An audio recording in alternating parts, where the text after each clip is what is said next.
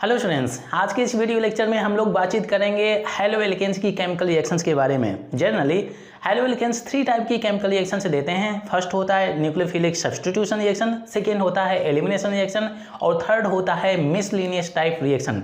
इन तीनों टाइप की रिएक्शन के अंतर्गत हैलो एल्केन्स की जितनी भी केमिकल रिएक्शन है उनका लिस्ट मैंने बोर्ड में लिखा हुआ है। अगर आप देखें तो ये होता है न्यूक्लियोफिलिक सब्स्टिट्यूशन रिएक्शन, ये होती है आपकी एलिमिनेशन रिएक्शन और ये है आपकी मिसलिनियस टाइप रिएक्शन। अगर मैं न्यूक्लियोफिलिक सब्स्टिट्यूशन रिएक्शंस के बारे में बात करूं तो ये वो रिएक्शंस होती हैं जिसमें से स्ट्रॉन्ग न्यूक्लियोफाइल वीक न्यूक्लियोफाइल को रिप्लेस करके प्रोडक्ट का फॉर्मेशन करता है। जैसे अगर आप देखें जो एल्काइल हैलाइड होते हैं या हैलो एल्केन्स होते हैं, इनमें जो हैलोजन लगा होता है ये आपका होता है वीक न्यूक्लियोफाइल। जैसे क्लोराइड आयन हो गया, आयोडाइड आयन हो गया, ब्रोमाइड आयन हो गया, तो ये सभी आपके होते हैं वीक न्यूक्लियोफाइल। और इन वीक न्यूक्लियोफाइल को स्ट्रॉन्ग न्यूक्लियोफाइल जैसे हाइड्रोक्साइड आयन हो गया, साइनाइड आयन हो गया, नाइट्राइट आयन हो गया, कार्बोक्सिलेट आयन हो गया, ये स्ट्रॉन्ग न्यूक्लियोफाइल वीक न्यूक्लियोफाइल को रिप्लेस करते हैं और फिर इसके बाद में प्रोडक्ट का फॉर्मेशन करते हैं। ठीक है भाई, इसके अंतर्गत जितनी भी रिएक्शंस हैं अगर आप देखें तो ये सभी रिएक्शन न्यूक्लियोफिलिक सब्स्टिट्यूशन रिएक्शन के अंतर्गत आती हैं। अगर मैं फर्स्ट रिएक्शंस के बारे में बात करूँ तो एल्काइल हैलाइड का जब कभी भी आप हाइड्रोलाइसिस करेंगे तो एल्कोहल का फॉर्मेशन होता है। जब आप एल्कोक्साइड के साथ में या ड्राई सिल्वर ऑक्साइड के साथ में रिएक्शन करेंगे तो यहाँ से आपको ईथर मिल जाएगा। इसके बाद में नेक्स्ट रिएक्शन है metal hydrogen sulphide. Metal hydrogen sulphide के साथ में एल्काइल हैलाइड की रिएक्शन करेंगे तो यहाँ से मिल जाएगा थायो एल्कोहल। ठीक है, इसके बाद में अमोनिया के साथ में अगर आप एल्काइल हैलाइड की रिएक्शन कराएंगे तो यहाँ से आपको मिल जाएगा primary amine, secondary amine, tertiary amine का फॉर्मेशन कर सकते हैं। ठीक है भाई, इसके बाद में एल्काइल हैलाइड की रिएक्शन अगर आपने silver salt of carboxylic acid कराया तो यहाँ से आपको मिल जाएगा एस्टर। और फिर इसके बाद में नेक्स्ट रिएक्शन है सोडियम एसिटिलाइड, यहाँ से आपको मिल जाएगा हायर मेंबर ऑफ एल्काइंस मिल जाता है। ठीक है भाई, इसके बाद में नेक्स्ट रिएक्शन है मेटल सल्फाइड। मेटल सल्फाइड के साथ में अगर आप रिएक्शन कराते हैं तो यहाँ से मिल जाता है आपको थायो ईथर मिल जाता है। ठीक है भाई, इसके बाद में नेक्स्ट रिएक्शन है metal halide. Metal halide basically ये रिएक्शन हम लोगों ने ऑलरेडी सीखा हुआ है। ये रिएक्शन नेम रिएक्शन होती है, दैट इज फिनकेल्स्टीन रिएक्शन। ठीक है भाई, फिनकेल्स्टीन रिएक्शन। अब इसके बाद में जो लास्ट दो रिएक्शन लिखी हुई हैं ये बहुत ही इंपॉर्टेंट रिएक्शन है। यहाँ पर कॉमनली स्टूडेंट्स मिस्टेक कर देते हैं। अब देखिए मिस्टेक कैसे होता है। यह है आपका पोटेशियम साइनाइड और ये है आपका सिल्वर साइनाइड, दोनों एल्कोहलिक मीडियम में। ठीक है भाई, जब आपका एल्काइल हैलाइड पोटेशियम साइनाइड के साथ में रिएक्ट करेगा तो एल्काइल साइनाइड बनाता है, परंतु वही एल्काइल हैलाइड जब आप AgCN के साथ में रिएक्शन कराते हैं तो ये बनाता है आपका एल्काइल आइसोसाइनाइड। यहाँ पर प्रोडक्ट चेंज हो जाता है दोनों के केस में। ठीक है भाई, तो यहाँ पर केयरफुल रहना है आपको। इसके बाद में नेक्स्ट रिएक्शन है रिएक्शन विद पोटेशियम नाइट्राइट और ये हो गया आपका सिल्वर नाइट्राइट। यहाँ पर भी डिफरेंट प्रोडक्ट बनते हैं। इसके केस में जब आप एल्काइल हैलाइड की रिएक्शन कराते हैं पोटेशियम नाइट्राइट के साथ में तो यहाँ से मिलेगा एल्काइल नाइट्राइट।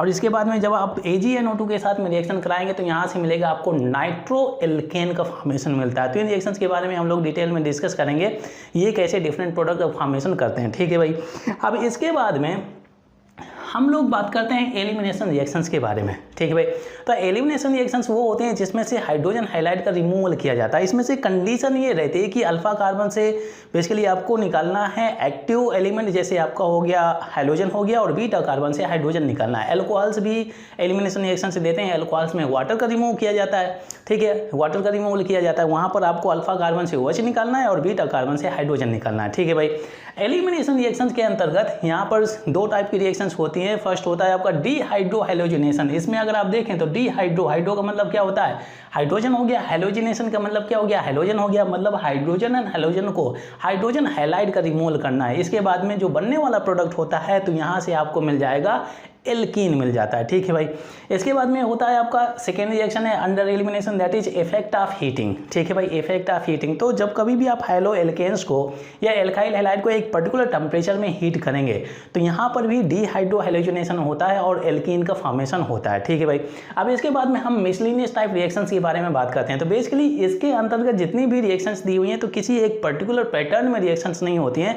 जैसे कि हम लोगों ने देखा हुआ कि न्यूक्लियोफिलिक सब्स्टिट्यूशन रिएक्शन में इनमें सभी में सब्स्टिट्यूशन हो रहा है, इनमें सभी में एलिमिनेशन हो रहा है, परंतु यहाँ पर अगर आप देखें तो एक पर्टिकुलर पैटर्न में कोई भी रिएक्शन नहीं हो रही होगी। तो इस वजह से इनको अंडर मिसलिनियस कैटेगरी में डाला गया। ठीक है भाई, अब इसके बाद में रिडक्शन, जब कभी भी आप एल्काइल हैलाइड का रिडक्शन करेंगे तो एल्केन का फॉर्मेशन होता है। ठीक है, ऑक्सीडेशन करेंगे तो यहाँ से मिल जाएगा आपको कीटोन।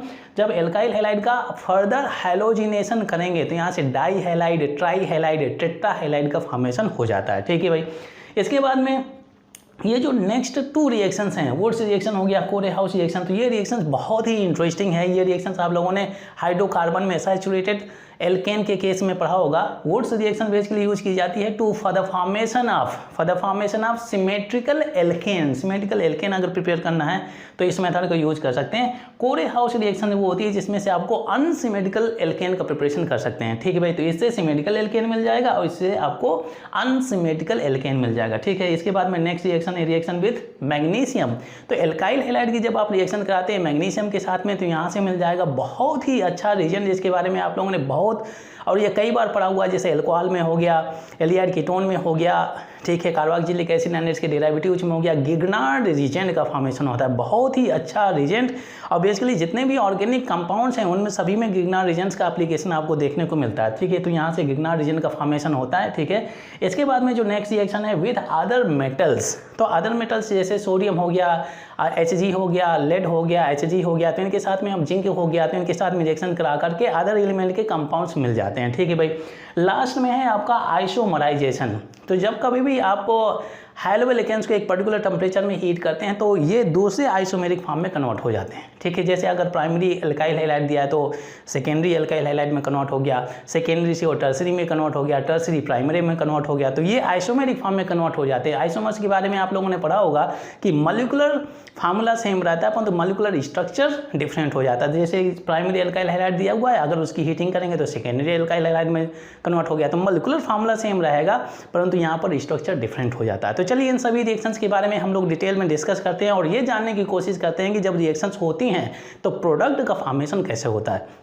सबसे पहले हम लोग स्टार्ट करेंगे न्यूक्लियोफिलिक सब्स्टिट्यूशन रिएक्शन से और फिर इसके बाद में इन सभी रिएक्शंस के बारे में भी हम लोग वन बाई वन डिस्कस करते हैं।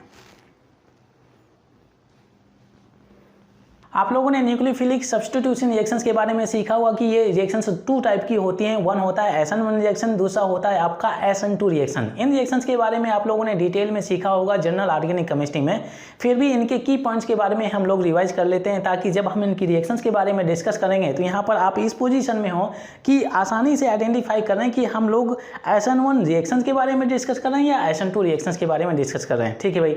अगर मैं यहाँ पर SN1 रिएक्शंस के बारे में बात करूँ तो बेसिकली ये रिएक्शन 2 स्टेप में कंप्लीट होती है, ठीक है भाई। ये 2 स्टेप में कंप्लीट होती है, 2 स्टेप्स, ठीक है भाई। अगर हम SN2 रिएक्शंस के बारे में बात करें तो ये सिंगल स्टेप में रिएक्शन कंप्लीट होती है, सिंगल स्टेप में आपको करना है कंप्लीट, ठीक है भाई। अब इसके बाद में जो ऑर्डर ऑफ रिएक्टिविटी या reactivity order of alkyl halide होता है तो इसमें से बेंजाइल हैलाइड की रिएक्टिविटी सबसे ज़्यादा होती है, ठीक है। तो बेंजाइल यहाँ पर लिख देते हैं, बेंजाइल। फिर इसके बाद में क्या होता है, यहाँ पर हो गया एलाइल। फिर इसके बाद में क्या होता है टर्सरी, और फिर इसके बाद में सेकेंडरी, फिर इसके बाद में प्राइमरी होता है। फिर इसके बाद में आप सबसे lowest member of alkyl halide यहाँ पर रख सकते हैं CH3 और ये हो गया X। तो ये ऑर्डर आपको फॉलो करना है। आपको बेंजाइल हैलाइड दिया, इसका मतलब है कि बहुत ही जल्दी SN1 रिएक्शन देखा। एलाइल दिया है, फिर इसके बाद में टर्सरी, फिर इसके बाद में सेकेंडरी एल्काइल हैलाइड, फिर इसके बाद में प्राइमरी, फिर इसके बाद में lowest member of alkyl halide होता है। मेथाइल क्लोराइड हो सकता है, ब्रोमाइड हो सकता है, आयोडाइड हो सकता है, X की जगह कोई भी हैलोजन लगा सकते हैं, ठीक है। इसके बाद में अगर हम SN2 रिएक्शंस के बारे में बात करें तो ये ऑर्डर बेसिकली चेंज हो जाता है, उल्टा हो जाता है। तो यहाँ पर आप लिख सकते हैं ये हो जाएगा आपका CH3, ये X हो जाएगा, फिर इसके बाद में प्राइमरी हो जाएगा, फिर इसके बाद में सेकेंडरी, फिर इसके बाद में टर्सरी, फिर इसके बाद में एलाइलिक हैलाइड हो जाता है, फिर इसके बाद में हो जाएगा बेंजाइलिक, तो बेंजाइलिक हैलाइड हो जाता है।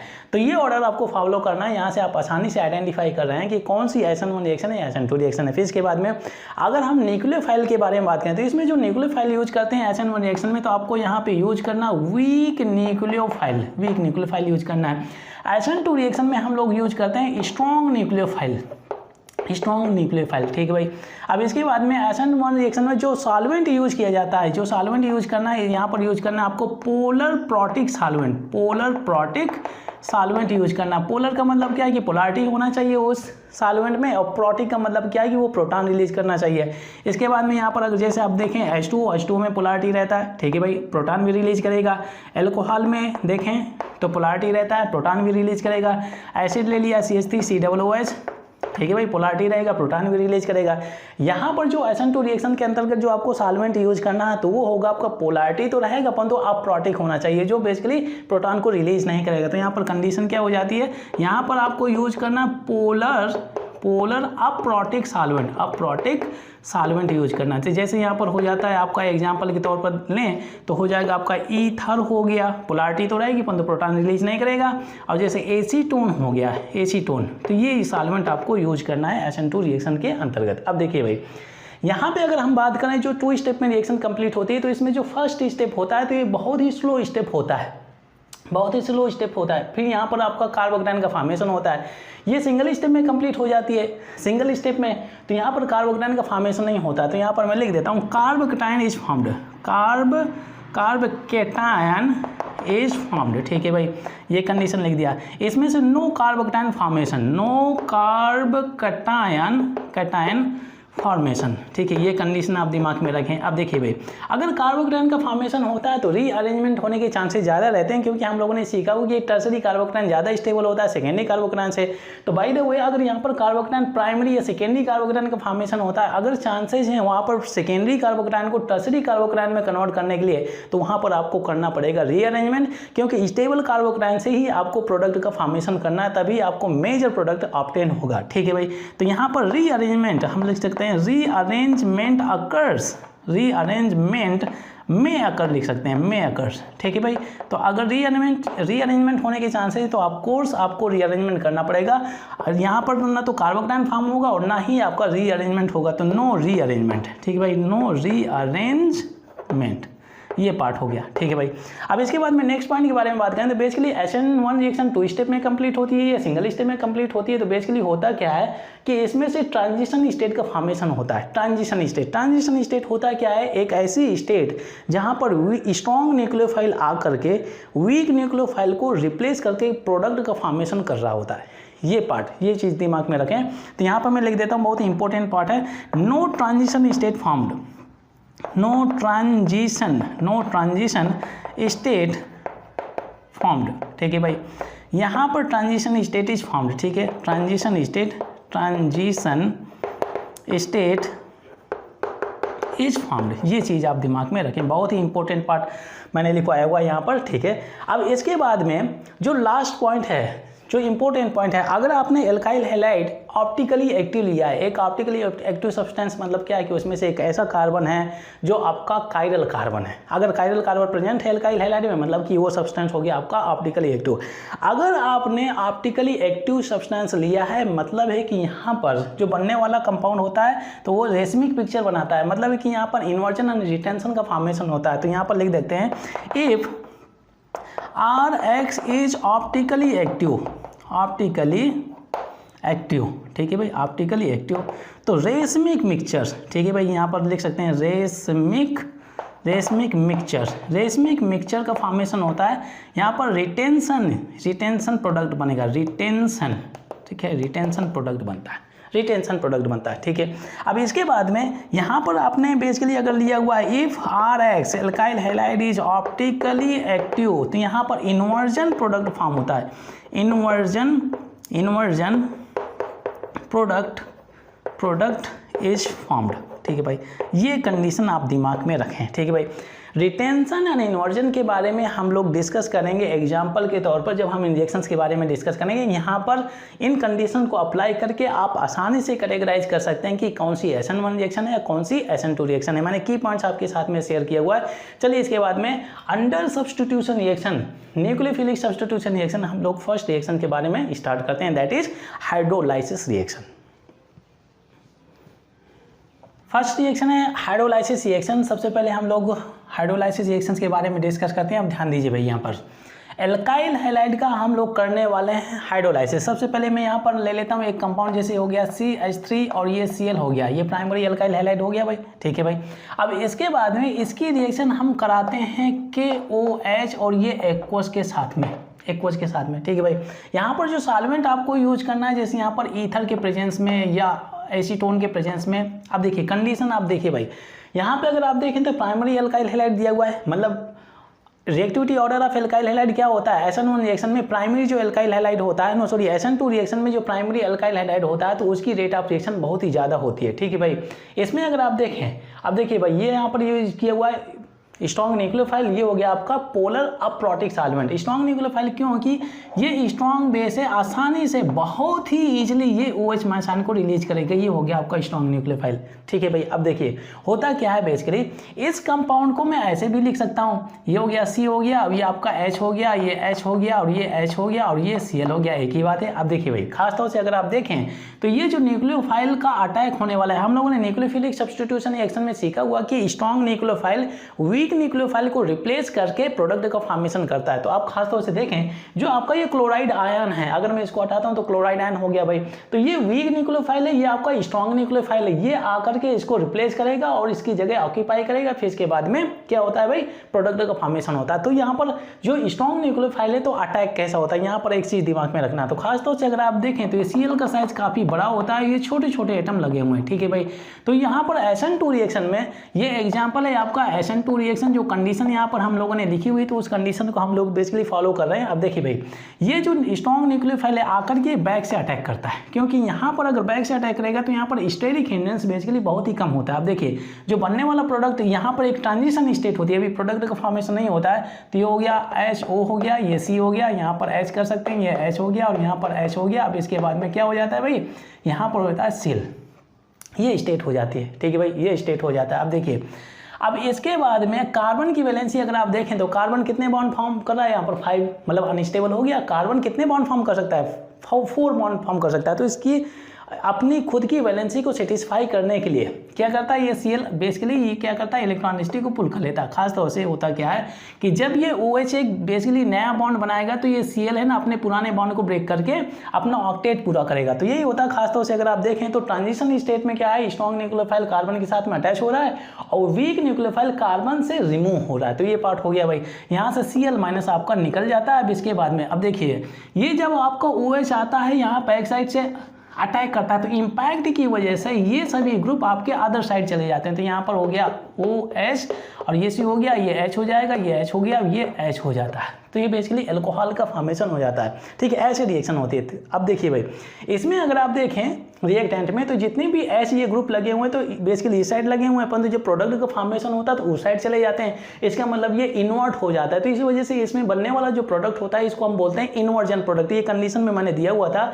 SN2 रिएक्शन में जो बनने वाले प्रोडक्ट होते हैं वो होते हैं आपके इन्वर्जन। बेसिकली यहाँ पर जो ग्रुप होते हैं, छोटे छोटे ग्रुप होते हैं, वो इम्पैक्ट की वजह से जब स्ट्रॉन्ग न्यूक्लियोफाइल आकर के अटैक करता है तो ये सभी ग्रुप अदर साइड चले जाते हैं। तो ये हो जाता है इन्वर्जन प्रोडक्ट। ठीक है, इन्वर्जन फॉर्म में चला जाता है। ठीक है, ये चीज़ आप दिमाग में रखें। और जनरली अगर आप रिएक्शन कंप्लीट करना चाहें तो भाई क्या होगा, KCl निकल गया और OH यहाँ पे लग गया, लीजिए आपका प्रोडक्ट रेडी हो गया। खासतौर से यहाँ गया, अगर जब ब्रेक करेंगे तो K+ बचेगा, ये K+ और Cl माइनस अटैच होकर के KCl निकाल देगा। इस तरह से रिएक्शन कंप्लीट कर सकते हैं। परंतु यहाँ पर इन्वर्जन का फॉर्मेशन कैसे होता है वो पार्ट मैंने एक्सप्लेन करने के लिए आपको बताया हुआ। ये हो जाता है आपका ट्रांजिशन स्टेट, ट्रांजिशन स्टेट हो जाता है। ठीक है, ट्रांजिशन स्टेट जहाँ पर आपका भी स्ट्रॉन्ग न्यूक्लियोफाइल वीक न्यूक्लियोफाइल को रिप्लेस करके प्रोडक्ट का फॉर्मेशन कर रहा होता है। ठीक है भाई, अगर मैं SN1 रिएक्शंस के बारे में बात करता हूँ। ठीक है भाई, यहाँ पर मैंने ले लिया CH3, ठीक है भाई, और यहाँ पर हो गया C और ये हो गया CH3 और यहाँ पर H हो गया और ये क्या हो गया Cl। इसमें अगर आप देखें तो ये कैसा है, एल्काइल हैलाइड, ये सेकेंडरी एल्काइल हैलाइड। अब देखिए भाई, यहाँ पर मैं यूज कर लेता हूँ H2O, हाइड्रोलाइसिस करना है। ठीक है, हाइड्रोलाइसिस। अब देखिए H2O ये आपका होता है वीक न्यूक्लियोफाइल या वीक बेस होता है, तो बहुत ही स्लोली OH माइनस आयन का रिलीज करेगा। यहाँ पर सॉल्वेंट आप यूज कर सकते हैं। सॉल्वेंट अगर आप यूज करना है तो अल्कोहल यूज कर सकते हैं, एसिड यूज कर सकते हैं। ठीक है भाई, अब देखिए होता क्या है, हम लोगों ने सीखा हुआ है कि SN1 रिएक्शन बेसिकली 2 स्टेप में कंप्लीट होती है। फर्स्ट स्टेप में कार्बोकैटायन का फॉर्मेशन होता है, फिर इसके बाद में अगर उसमें रीअरेंजमेंट होने के चांसेस हैं तो रीअरेंजमेंट करके फिर इसके बाद में न्यूक्लियोफाइल का अटैक करके आपको प्रोडक्ट का फॉर्मेशन करना है। अब देखिए भाई, इसमें क्या होगा, Cl इलेक्ट्रॉन डेंसिटी को पुल करेगा तो यहाँ पर पार्शियल पॉजिटिव हो जाएगा, ये पार्शियल नेगेटिव हो जाएगा। अब देखिए ऑटोमेटिकली कैसे करेगा, इस पार्ट को अगर समझना चाहें तो ये H+ आयन है भाई, ये H+ आयन रिलीज करेगा। अब देखिए भाई, ये इलेक्ट्रॉन डेंसिटी पुल करेगा क्योंकि ज़्यादा इलेक्ट्रॉन नेगेटिव तो इसके पास में इलेक्ट्रॉन डेंसिटी हो गया। अब ये इलेक्ट्रॉन डेंसिटी इस इलेक्ट्रोफाइल को सप्लाई करेगा तो HCl के फॉर्म में निकल गया। भाई इस बॉन्ड को ब्रेक करने के लिए कुछ तो रीजन होना चाहिए ना भाई, तो इस रीजन को बेसिकली इस रीजन को सेटिस्फाई करने के लिए ये HCl के फॉर्म में निकल जाता है। ये इलेक्ट्रॉन डेफिशिएंट है, इलेक्ट्रॉन रिच है, तो ये बेसिकली इलेक्ट्रॉन डेंसिटी सप्लाई करेगा। ये हो गया आपका फर्स्ट स्टेप, ये हो जाता है सेकंड स्टेप। ठीक है भाई, अब देखिए यहाँ पर बनता है कार्बोकैटायन CH3 और ये CH3, ठीक है भाई, और ये CH और ये प्लस हो गया, सेकेंडरी कार्बोकैटायन का फॉर्मेशन हो जाता है। अभी ये जो न्यूक्लियोफाइल है, अब इसके बाद में कार्बोकैटायन, अब देखिए इसमें से अगर रीअरेंजमेंट होने के चांसेज है, अगर मैं इस पॉजिटिव चार्ज को इस कार्बन पर मूव करता हूँ तो ये प्राइमरी कार्बोकैटायन बनाएगा, ये भी प्राइमरी कार्बोकैटायन। बेसिकली अगर प्राइमरी की तरफ जाते हैं सेकेंडरी से तो अनस्टेबल की तरफ जाते हैं, तो अनस्टेबल की तरफ ना मूव करके हम स्टेबल की तरफ मूव करते हैं। तो ये क्या हो जाता है, इसमें से ये हो गया आपका OH माइनस आयन, ये आकर के इस पर अटैक करेगा, ये OH माइनस आयन इस पर अटैक करेगा। ठीक है भाई, अब जब इसमें अटैक करेगा तो बनने वाला प्रोडक्ट क्या हो जाता है, ये CH3 हो गया, ये CH3 हो गया, ठीक है, ये CH और ये आपका OH हो जाता है। अब देखिए यहाँ पर खास तौर से जब न्यूक्लियोफाइल अटैक करता है इस कार्बोकैटायन में, तो इसमें लगने वाले जो ग्रुप होते हैं, खासतौर से अगर आप देखें तो ये जो आपका न्यूक्लियोफाइल है फ्रंट से अटैक कर रहा है, अनलाइक SN2 रिएक्शन ये बैक साइड से अटैक नहीं करेगा, SN2 बैक साइड से अटैक नहीं करेगा, क्योंकि ये बड़े से ग्रुप लगे हैं, यहाँ पर स्टेरिक हिंड्रेंस लगा रहता है। तो स्टेरिक हिंड्रेंस को अवॉइड करने के लिए ये फ्रंट से अटैक करेगा। जब फ्रंट से अटैक करेगा तो यहाँ पर जो प्रोडक्ट बनता है, अब देखिए भाई ये जो बेसिकली ग्रुप लगे हुए हैं, यहाँ पर जो ग्रुप लगे हुए हैं तो ये अपनी पोजीशन रिटेन करता है। तो इस वजह से SN1 रिएक्शन में जो बनने वाले प्रोडक्ट होते हैं उनको हम बोलते हैं रिटेंशन प्रोडक्ट। रिटेंशन मतलब वो अपनी पोजीशन को रिटेन करते हैं, तो यहाँ पर हम बोल देते हैं रिटेंशन। ठीक है, ये पार्ट आप दिमाग में रखें, रिटेंशन प्रोडक्ट का फॉर्मेशन होता है।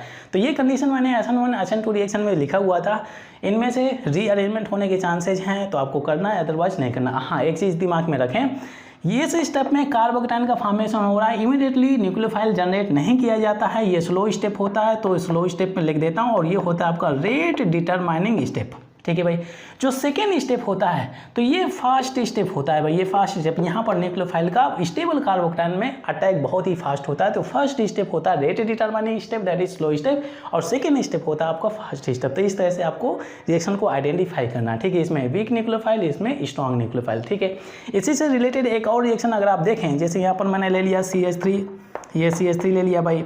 अब इसके बाद में हम यहाँ पर ले लेते हैं CH, ठीक है, और ये हो गया CH, यहाँ पर CH2Cl कर लिया। ठीक है भाई, बैलेंस सेटिस्फाई है इस कार्बन की 1 2 3 4, ठीक है, सेटिस्फाई भाई। अब देखिए यहाँ पर हम क्या करते हैं, H2O डाल देते हैं, हाइड्रोलाइसिस करें, हाइड्रोलाइसिस रिएक्शन के बारे में डिस्कस करें, फर्स्ट रिएक्शन के बारे में। अब देखिए भाई होता क्या है कि यहाँ पर कार्बोकैटायन का फॉर्मेशन होगा, तो ये क्या करेगा, अगर खासतौर से कोई रीजन आप दिखाना चाहें तो ये इलेक्ट्रॉन डेंसिटी पुल करेगा, तो यहाँ पर पार्शियल पॉजिटिव चार्ज, ये पार्शियल नेगेटिव चार्ज, ये इलेक्ट्रॉन डेंसिटी इसको सप्लाई करेगा। ये फर्स्ट स्टेप हो गया, ये सेकेंड स्टेप हो गया। अब देखिए भाई यहाँ से क्या हो गया, CH3 और ये CH3 हो गया, ये CH और ये हो जाता है CH2 और ये प्लस हो गया। ये कौन सा कार्बोकैटायन का फॉर्मेशन हो जाता है, ये है आपका प्राइमरी कार्बोकैटायन। अगर मैं इस पॉजिटिव चार्ज को इस कार्बन के ऊपर ट्रांसफर करता हूं तो कौन सा कार्बोकैटायन मिल जाएगा, ये मिल जाएगा टर्सरी कार्बोकैटायन, मतलब कि मोर स्टेबल कार्बोकैटायन से मोर स्टेबल या मेजर प्रोडक्ट का फॉर्मेशन होता है। तो चलिए रीअरेंजमेंट कर देते हैं यहाँ पर। अब देखिए ये जो हाइड्रोजन है, ये हाइड्रोजन यहाँ पर हाइड्राइड शिफ्टिंग हो जाएगा, ये इलेक्ट्रॉन डेंसिटी लेकर के इस CH2 के पास में जाएगा। जब इलेक्ट्रॉन पुलिंग करने वाला है ये हाइड्रोजन, तो इसके पास में पॉजिटिव चार्ज डेवलप होगा। आप देखिए क्या हो जाता है, ये CH3 हो गया, ये CH3 हो गया, ये कार्बन हो गया भाई, यहाँ पर ये CH3 हो गया, इसके पास में आ जाता है पॉजिटिव चार्ज। ठीक है, अब ये स्टेबल कार्बोकैटायन का फॉर्मेशन हो जाता है। अब देखिए भाई यहाँ पर जो आपका OH माइनस आयन बचा हुआ है, H प्लस आयन तो चला गया भाई, किसके साथ में, Cl माइनस आयन के साथ में, OH माइनस आयन बचा हुआ। तो अब स्टेबल कार्बोकैटायन में बहुत ही फास्टली ये आकर के अटैक करेगा। ये हो गया आपका OH माइनस आयन, ये आकर के इमीडिएटली अटैक करता है। तो चलिए यहाँ से बन जाता है आपका CH3, ये C और ये CH3 हो गया। ठीक है भाई, ये CH3 हो गया और ये आपका OH हो जाता है, ये टर्सरी अल्कोहल आपको मिल जाता है। तो इस तरह से रिएक्शंस आपको कंप्लीट करना है। ये रिएक्शंस बहुत ही इंटरेस्टिंग है, कई बार क्वेश्चन पूछे जा चुके हैं कि which among the following reaction is SN1 reaction या SN2 रिएक्शंस। कंडीशंस को आप दिमाग में रखें। ठीक है भाई, इसके बाद में हम लोग चलिए नेक्स्ट रिएक्शंस के बारे में डिस्कस कर लेते हैं। नेक्स्ट रिएक्शन है रिएक्शन विथ एल्कोक्साइड। हम सेकेंड रिएक्शंस के बारे में बात कर रहे हैं। सेकेंड रिएक्शन विथ एल्कोक्साइड, फिर इसके बाद में हम लोग ड्राई सिल्वर ऑक्साइड के साथ में एल्काइल हैलाइड की रिएक्शन कराएंगे। अब देखिए भाई, जब कभी भी एल्काइल हैलाइड की रिएक्शन कराई जाती है एल्कोक्साइड के साथ में, जैसे सोडियम एथॉक्साइड, सोडियम मेथॉक्साइड हो गया, तो ये रिएक्शन एक नेम रिएक्शन होती है जिसे हम बोलते हैं विलियमसन सिंथेसिस रिएक्शन। ये रिएक्शन आप लोगों ने पढ़ा होगा ईथर के फॉर्मेशन में, ईथर का फॉर्मेशन यहाँ से किया जाता है। बेसिकली बहुत अच्छी रिएक्शन है। चलिए यहाँ पर मैं लिख देता हूँ, ये Williamson synthesis reaction, Williamson synthesis reaction होती है, सिंथेसिस रिएक्शन होती है। अब देखिए भाई, ये हो गया, ये पार्ट हम लोगों ने ईथर के चैप्टर में ऑलरेडी कवर अप किया हुआ है। अब देखिए यहाँ पर अगर मैं एल्काइल हैलाइड लेता हूँ, जैसे आपका CH3 हो गया, ये Cl हो गया। अब देखिए भाई यहाँ पर मैंने ले लिया जैसे सोडियम एथॉक्साइड C2H5 और ये O हो गया, ये Na हो गया, ये रिएक्शन हो रही है। अब ध्यान दीजिए भाई, बेसिकली होता क्या है, ये आपका क्या है, प्राइमरी एल्काइल हैलाइड, तो कौन सी रिएक्शन हो गई, SN2 रिएक्शन हो गई, मतलब इसमें रीअरेंजमेंट नहीं होगा, ट्रांजिशन स्टेट होता है। अब देखिए भाई होता क्या है, और सब्स्टिट्यूशन रिएक्शन में हम लोगों ने क्या सीखा है कि स्ट्रॉन्ग न्यूक्लियोफाइल वीक न्यूक्लियोफाइल को रिप्लेस करेगा। तो बेसिकली शॉर्ट में हम इसको अगर कंप्लीट करना चाहें, अब देखिए होता क्या है, इसकी बाउंड ब्रेकिंग होगी तो ये पार्शियल नेगेटिव चार्ज, यहाँ पर पॉजिटिव चार्ज या नेगेटिव या पॉजिटिव कर सकते हैं। ठीक भाई, अब ये न्यूक्लियोफाइल आपका जनरेट हो गया, ये आपका स्ट्रॉन्गर न्यूक्लियोफाइल होता है इन कंपैरिजन टू इस न्यूक्लियोफाइल के। ठीक है, तो ये न्यूक्लियोफाइल आकर के इस कार्बन पर अटैक करेगा, इसके बाद में इलेक्ट्रॉन नेगेटिव पुल करके निकल जाएगा। तब देखिए जब ये न्यूक्लियोफाइल आता है तो वीक न्यूक्लियोफाइल का रिमूवल हो जाता है, तो आसानी से प्रोडक्ट बना सकते हैं। अब देखिए जब इलेक्ट्रॉन नेगेटिव पुल करेगा तो इसके पास में नेगेटिव चार्ज, ये नेगेटिव और ये पॉजिटिव अटैक करेगा, तो चलिए यहाँ पर हो जाता है आपका NaCl। ठीक है भाई, अब इसके बाद में यहाँ पर क्या करना है, ये हो गया आपका C2H5, ये O हो गया, O से कनेक्ट हो गया क्या, CH3, लीजिए आपका हो जाता है ईथर। ये कैसा हो गया, अनसिमेट्रिकल ईथर का फॉर्मेशन हो जाता है, इसे आप इथाइल मिथाइल ईथर बोल सकते हैं। ठीक है भाई, ये ईथर का फॉर्मेशन हो गया। यहाँ से आप सिमेट्रिकल ईथर भी बना सकते हैं। अगर आपने यहाँ पर CH3 लिया होगा, सोडियम मेथॉक्साइड, तो यहाँ पर भी CH3 आ जाएगा, तो CH3 OCH3। तो एक ऐसा मेथड जहाँ से आप विलियमसन सिंथेसिस मेथड एक ऐसा है जहाँ से आप symmetrical as well as unsymmetrical ether का फॉर्मेशन कर सकते हैं, दोनों टाइप के ईथर का फॉर्मेशन कर सकते हैं। अब देखिए भाई, इसमें अगर आप देखें तो बेसिकली आप लोगों ने ईथर के चैप्टर में देखा होगा कि मैंने बताया था कि एल्काइल हैलाइड जो होता है तो आपका बहुत ही स्मॉल ग्रुप होना चाहिए, लेस बल्की ग्रुप होना चाहिए। ज़्यादा बल्की ग्रुप होगा इसका मतलब है कि वहाँ पर रिएक्शन प्रॉपर्ली नहीं होती है, वहाँ पर मिक्सचर ऑफ सब्सटेंस बनने लगते हैं। ये पार्ट मैंने डिटेल में डिस्कस किया हुआ था। यहाँ पर जो एल्काइल हैलाइड होता है तो लेस बल्की ग्रुप होना चाहिए, तभी आपका ईथर का फॉर्मेशन होगा। ठीक है, अगर मैं यहाँ पर सेकेंडरी एल्काइल हैलाइड ले लेता हूँ, देखिए भाई यहाँ पर जैसे हो गया आपका CH3 और ये आपका CH हो गया और ये CH3 हो गया और ये आपका CH, ये आपका B, यहाँ पर Cl कर लेते हैं BCl और ये हो गया आपका CH3। ठीक है भाई, ये पार्ट हो गया। अब देखिए इसमें अगर आप देखेंगे सेकेंडरी एल्काइल हैलाइड, तो अब देखिए यहाँ पर होता क्या है, यहाँ पे आपने डाला हुआ है C2H5 और ONa हो गया। ठीक है भाई, इसकी ब्रेकिंग यहाँ से हो जाएगी। अब देखिए होता क्या है कि इसमें रीअरेंजमेंट के चांसेस होंगे। अब देखिए Cl is more electronegative than carbon, electron negative को पुल करेगा तो पार्शियल नेगेटिव या पार्शियल पॉजिटिव हो गया, कार्बोकेटायन का जनरेशन होता है। अब देखिए NaCl कहिए तो आप निकाल सकते हैं एनीवे। ठीक है, Cl निकल गया तो कार्बोकेटायन बनेगा, तो कैसा कार्बोकेटायन बनने वाला है, CH3 और ये आपका CH, ये CH3 हो गया और ये आपका ये CH, ये प्लस हो गया और यहाँ पर आपको CH3 हो गया। ये आपका है सेकेंडरी कार्बोकेटायन। अगर मैं इस पॉजिटिव चार्ज को इधर ट्रांसफर करता हूँ तो बनेगा क्या, बेसिकली टर्सरी कार्बोकेटायन, वहाँ से आपको मिलेगा स्टेबल ईथर का प्रोडक्ट का फॉर्मेशन। अब देखिए यहाँ पर भी आप न्यूक्लियोफाइल का अटैक करा सकते हैं, C2H5O-, यहाँ से अगर आप देखें ये O- ये प्लस है, ये यहाँ पर अटैक करा सकते हैं आसानी से। जब अटैक कराएंगे तो मिलेगा तो प्रोडक्ट, परंतु यहाँ पर आपको माइनर प्रोडक्ट मिलेगा, माइनर मेजर प्रोडक्ट नहीं मिलेगा। अब देखिए भाई यहाँ पर आपको करना है रीअरेंजमेंट, ये ऐसे दिया हुआ है, इलेक्ट्रॉन नेगेटिव को लेकर के पुल करेगा, इसे हम बोलते हैं हाइड्राइड शिफ्टिंग। ये हो गया आपका हाइड्राइड शिफ्टिंग। ठीक है भाई, जब हाइड्राइड शिफ्टिंग करेंगे तो यहाँ से क्या हो जाएगा, CH3, ये C और ये हो गया आपका CH3, ये पॉजिटिव चार्ज हो गया और ये आपका CH और ये हो जाता है आपका CH3।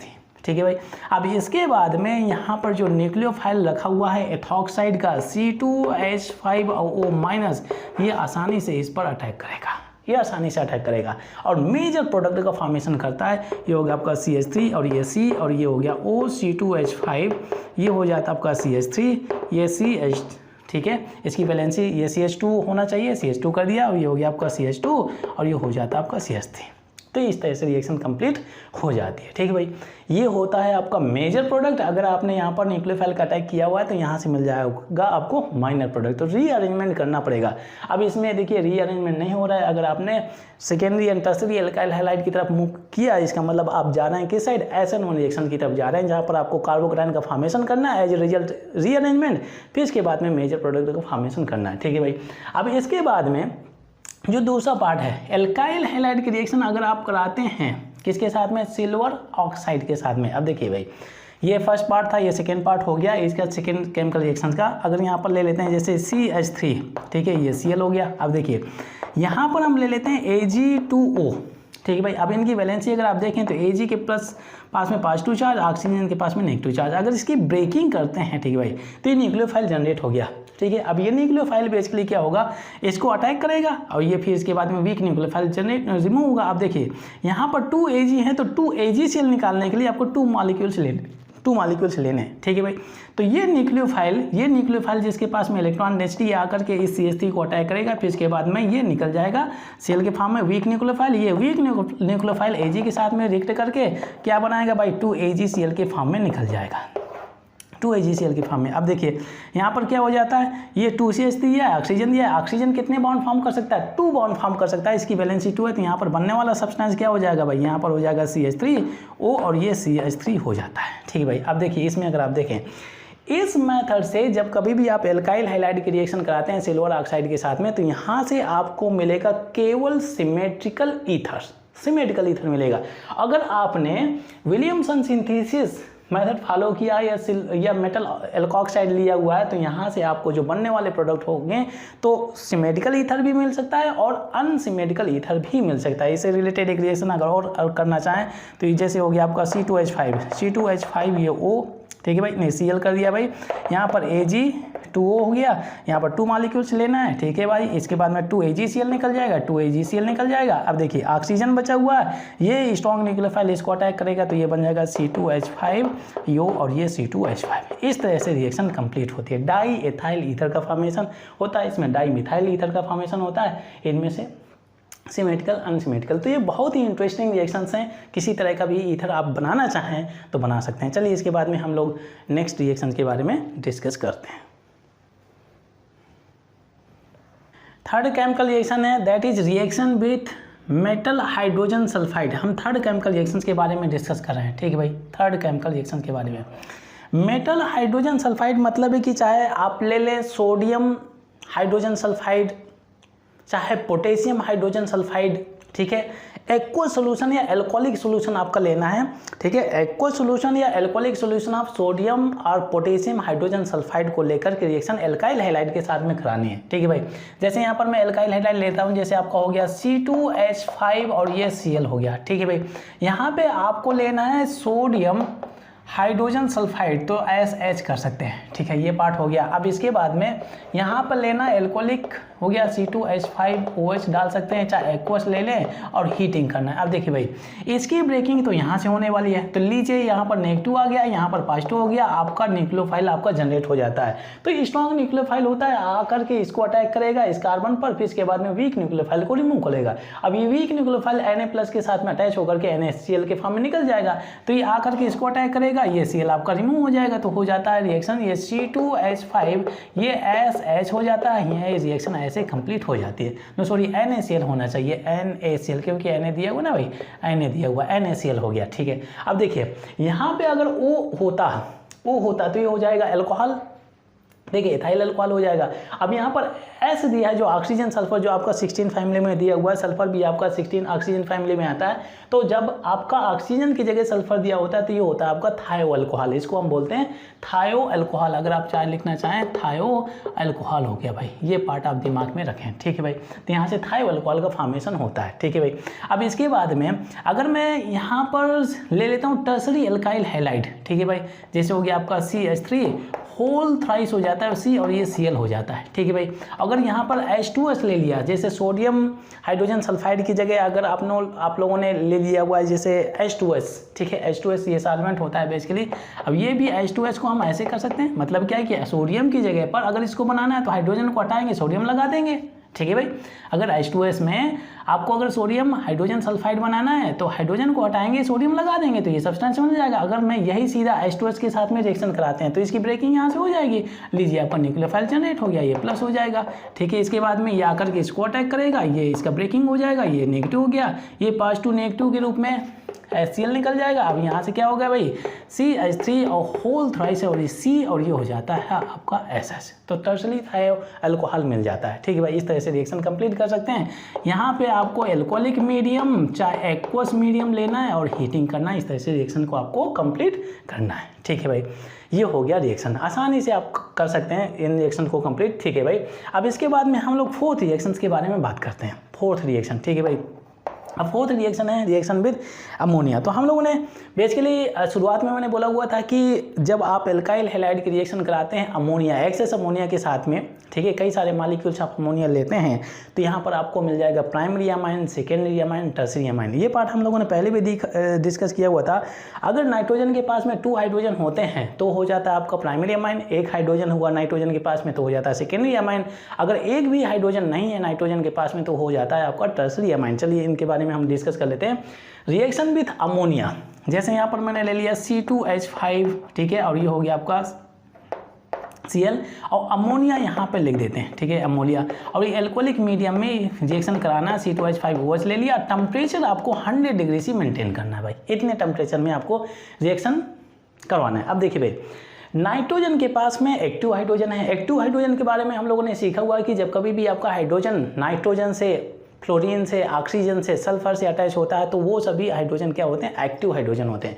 तो नाइट्रोजन के पास में एक्टिव हाइड्रोजन है तो मैं क्या करता हूँ, इसको ये H2 कर दिया, यहाँ पे H कर दिया, एक ही बात है भाई, ठीक है। ये भी है। अब देखिए ये पार्ट मैंने लिखा हुआ है इस वजह से ताकि आप आसानी से देख सकें कि न्यूक्लियोफाइल का जनरेशन कैसे हो रहा है। यहाँ पर हो गया पॉजिटिव, यहाँ पर नेगेटिव हो गया। आप देखिए न्यूक्लियोफाइल, ये स्ट्रॉन्गर न्यूक्लियोफाइल है देन Cl, तो आपका क्या करेगा, आकर के यहाँ पर अटैक करेगा, अब ये रिमूव हो जाएगा, वीक न्यूक्लियोफाइल निकल जाएगा।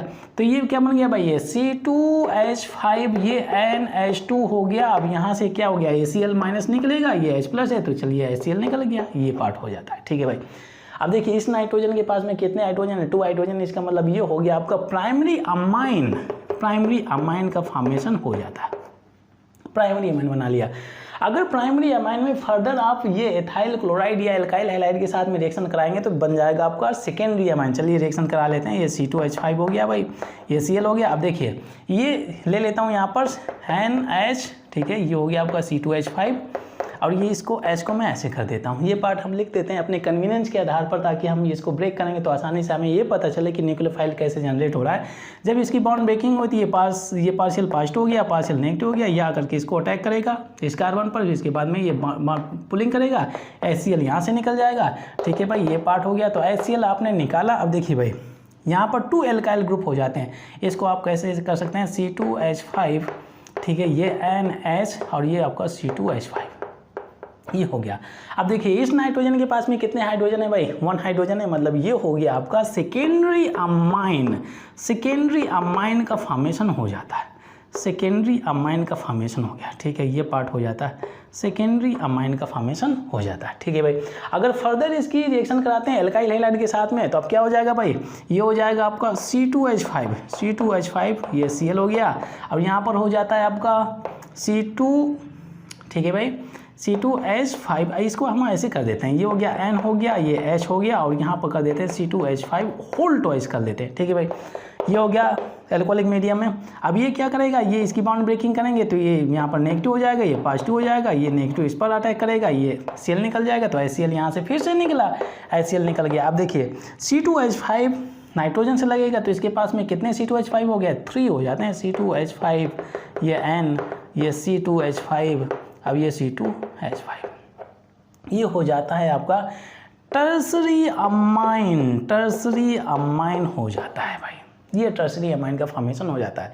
तो देखिए अमोनिया के साथ में रिएक्शन करा करके जो आपके अमाइंस बनते हैं उनके साथ में फर्दर एल्काइल हैलाइड अगर आप ऐड करते जाएंगे तो डिजायर्ड अमाइंस बना सकते हैं प्राइमरी, सेकेंडरी एंड टर्सरी। हाँ ध्यान दीजिए, खासतौर से अगर आप देखें तो टर्सरी अमाइन में एल्काइल हैलाइड अगर फर्दर ऐड करेंगे तो यहाँ से रिएक्शन नहीं होती है। अगर फर्दर एनी हाउ रिएक्शन कराना चाहें तो यहाँ से सॉल्ट का फॉर्मेशन होता है, क्वार्टरनरी अमोनियम सॉल्ट का फॉर्मेशन हो जाता है। तो वो पार्ट आप बेसिकली सीखेंगे नाइट्रोजन कंटेनिंग कंपाउंड के चैप्टर में। ये पार्ट हम आगे भी रिएक्शंस को आगे ले जाएंगे। फिर इसके बाद में उसका अगर क्वार्टरनरी अमोनियम सॉल्ट का हाइड्रोलाइसिस करते हैं तो इसकी ब्रेकिंग कैसे होती है, तो ये सभी पार्ट हम लोग उस चैप्टर में कवर अप करेंगे नाइट्रोजन कंटेनिंग कंपाउंड में। चलिए इसके बाद में हम लोग नेक्स्ट रिएक्शन के बारे में डिस्कस कर लेते हैं।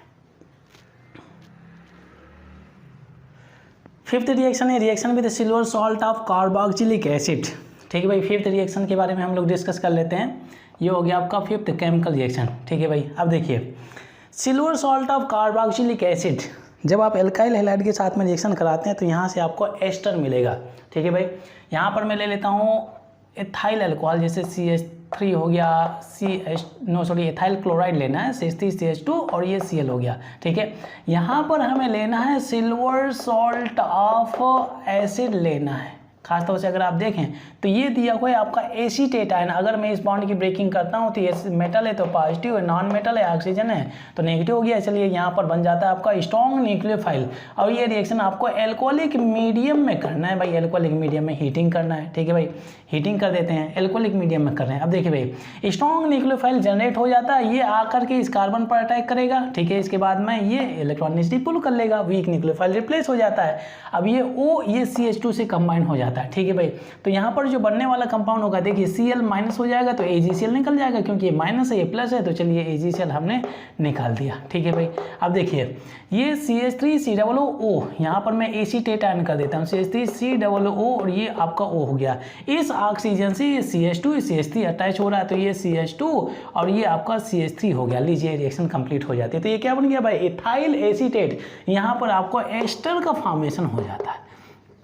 लीजिए एस्टर का फॉर्मेशन हो गया भाई। इस तरह से रिएक्शन को आप आसानी से कंप्लीट कर सकते हैं। ठीक है भाई, अब इसके बाद में जो आपकी सिक्स्थ रिएक्शन है ये हो गया आपका फिफ्थ रिएक्शन। हम सिक्स्थ रिएक्शन के बारे में बात कर रहे हैं विथ सोडियम एसिटिलाइड। ठीक है भाई, सिक्स्थ रिएक्शन के बारे में डिस्कस कर लेते हैं। तो जब आप एल्काइल हैलाइड की रिएक्शन कराएंगे किसके साथ में, सोडियम एसिटिलाइड। ठीक है भाई, ये हो गया भाई। अब खासतौर से इसमें अगर आप देखें अगर सोडियम की जगह में अगर हाइड्रोजन लगा देता हूँ तो ये आपका एल्काइन हो गया, एल्काइन। ठीक है भाई, और एल्काइन में बेसिकली इस कंपाउंड को फॉर्म करना है तो एक हाइड्रोजन हटाएंगे मेटल लगा देंगे, मतलब एसिडिक हाइड्रोजन रहता है इसमें से, ये एसिडिक हाइड्रोजन होता है। तो जब मेटल के साथ में रिएक्ट कराएंगे तो हाइड्रोजन के फॉर्म में, हाइड्रोजन गैस के फॉर्म में निकल जाएगा और सोडियम यहाँ पे लग जाता है। ठीक है, आप लोगों ने ये रिएक्शन पढ़ी होगी। ठीक है भाई, जब इसके साथ में रिएक्शन कराएंगे तो क्या होता है भाई, इसकी बॉन्ड ब्रेकिंग होगी तो ये सोडियम के ऊपर पॉजिटिव आ गया तो ये हो गया नेगेटिव, ये हो गया आपका स्ट्रॉन्ग न्यूक्लियोफाइल। ये न्यूक्लियोफाइल आकर के इस पर अटैक करेगा, इसके बाद में इलेक्ट्रॉनिसिटी पुल करेगा। अब देखिए जब ये नया बॉन्ड फॉर्म करेगा तो पुराना बॉन्ड इसको तो ब्रेक ही करना पड़ेगा कार्बन को अपनी वैलेंसी को सेटिस्फाई करने के लिए। अब देखिए यहाँ पर क्या हो गया भाई, NaCl तो आपका निकल गया। अब यहाँ पर ये CH2 से ये C कंबाइन होता है, ये CH2 से ये C कंबाइन हो जाता है, ये प्रोडक्ट आपका बन जाता है। देखिए हायर मेंबर ऑफ एल्काइन बन जाता है। इस रिएक्शन की ब्यूटी क्या है कि अगर आप एल्काइन में नंबर ऑफ कार्बन चेन या एल्काइल ग्रुप इंक्रीज करना चाहें तो ये मेथड बहुत ही अच्छा मेथड है, ये बहुत अच्छी रिएक्शन है। इसमें अगर आप देखते हैं शुरुआत में हमारे पास में कितने कार्बन थे, 2 कार्बन थे। अब इसमें से बाद में प्रोडक्ट जो बना तो इसमें से 2 कार्बन और इंक्रीज हो जाते हैं। ठीक है, तो डिजायर्ड नंबर ऑफ बेसिकली आप नंबर ऑफ कार्बन आइटम्स आप इंक्रीज कर सकते हैं। ये बहुत ही अच्छी रिएक्शन है। ठीक है भाई, अब इसके बाद में जो नेक्स्ट रिएक्शन है that is reaction with metal sulphide. Metal sulphide मतलब हो गया चाहे सोडियम सल्फाइड के साथ में रिएक्शन कराएं चाहे पोटेशियम सल्फाइड के साथ में, ये रिएक्शन बेसिकली एल्कोहलिक मीडियम में, ये एक्वस मीडियम में होती है। चलिए अब इसके बाद में हम 7th केमिकल रिएक्शंस के बारे में डिस्कस कर रहे हैं। ठीक है भाई, तो यहाँ पर मैं ले लेता हूँ CH3 और ये CH2, ये Cl हो गया। यहाँ पर आपको लेना है Na2S सोडियम सल्फाइड। ठीक है, यहाँ पर चाहे एल्कोहलिक चाहे आप एक्वस ले लें और हीटिंग करते हैं, ऐसे रिएक्शन कंप्लीट होती है। अब देखिए भाई यहाँ पे होता क्या है, अब अगर इसकी ब्रेकिंग करने चाहें तो यहाँ पर इसके ऊपर +2 आएगा, इसके पार -2 चार्ज जाएगा। अगर क्रिस क्रॉस करना चाहें तो ठीक है भाई, तो यहाँ पर सल्फाइड आयन बन गया।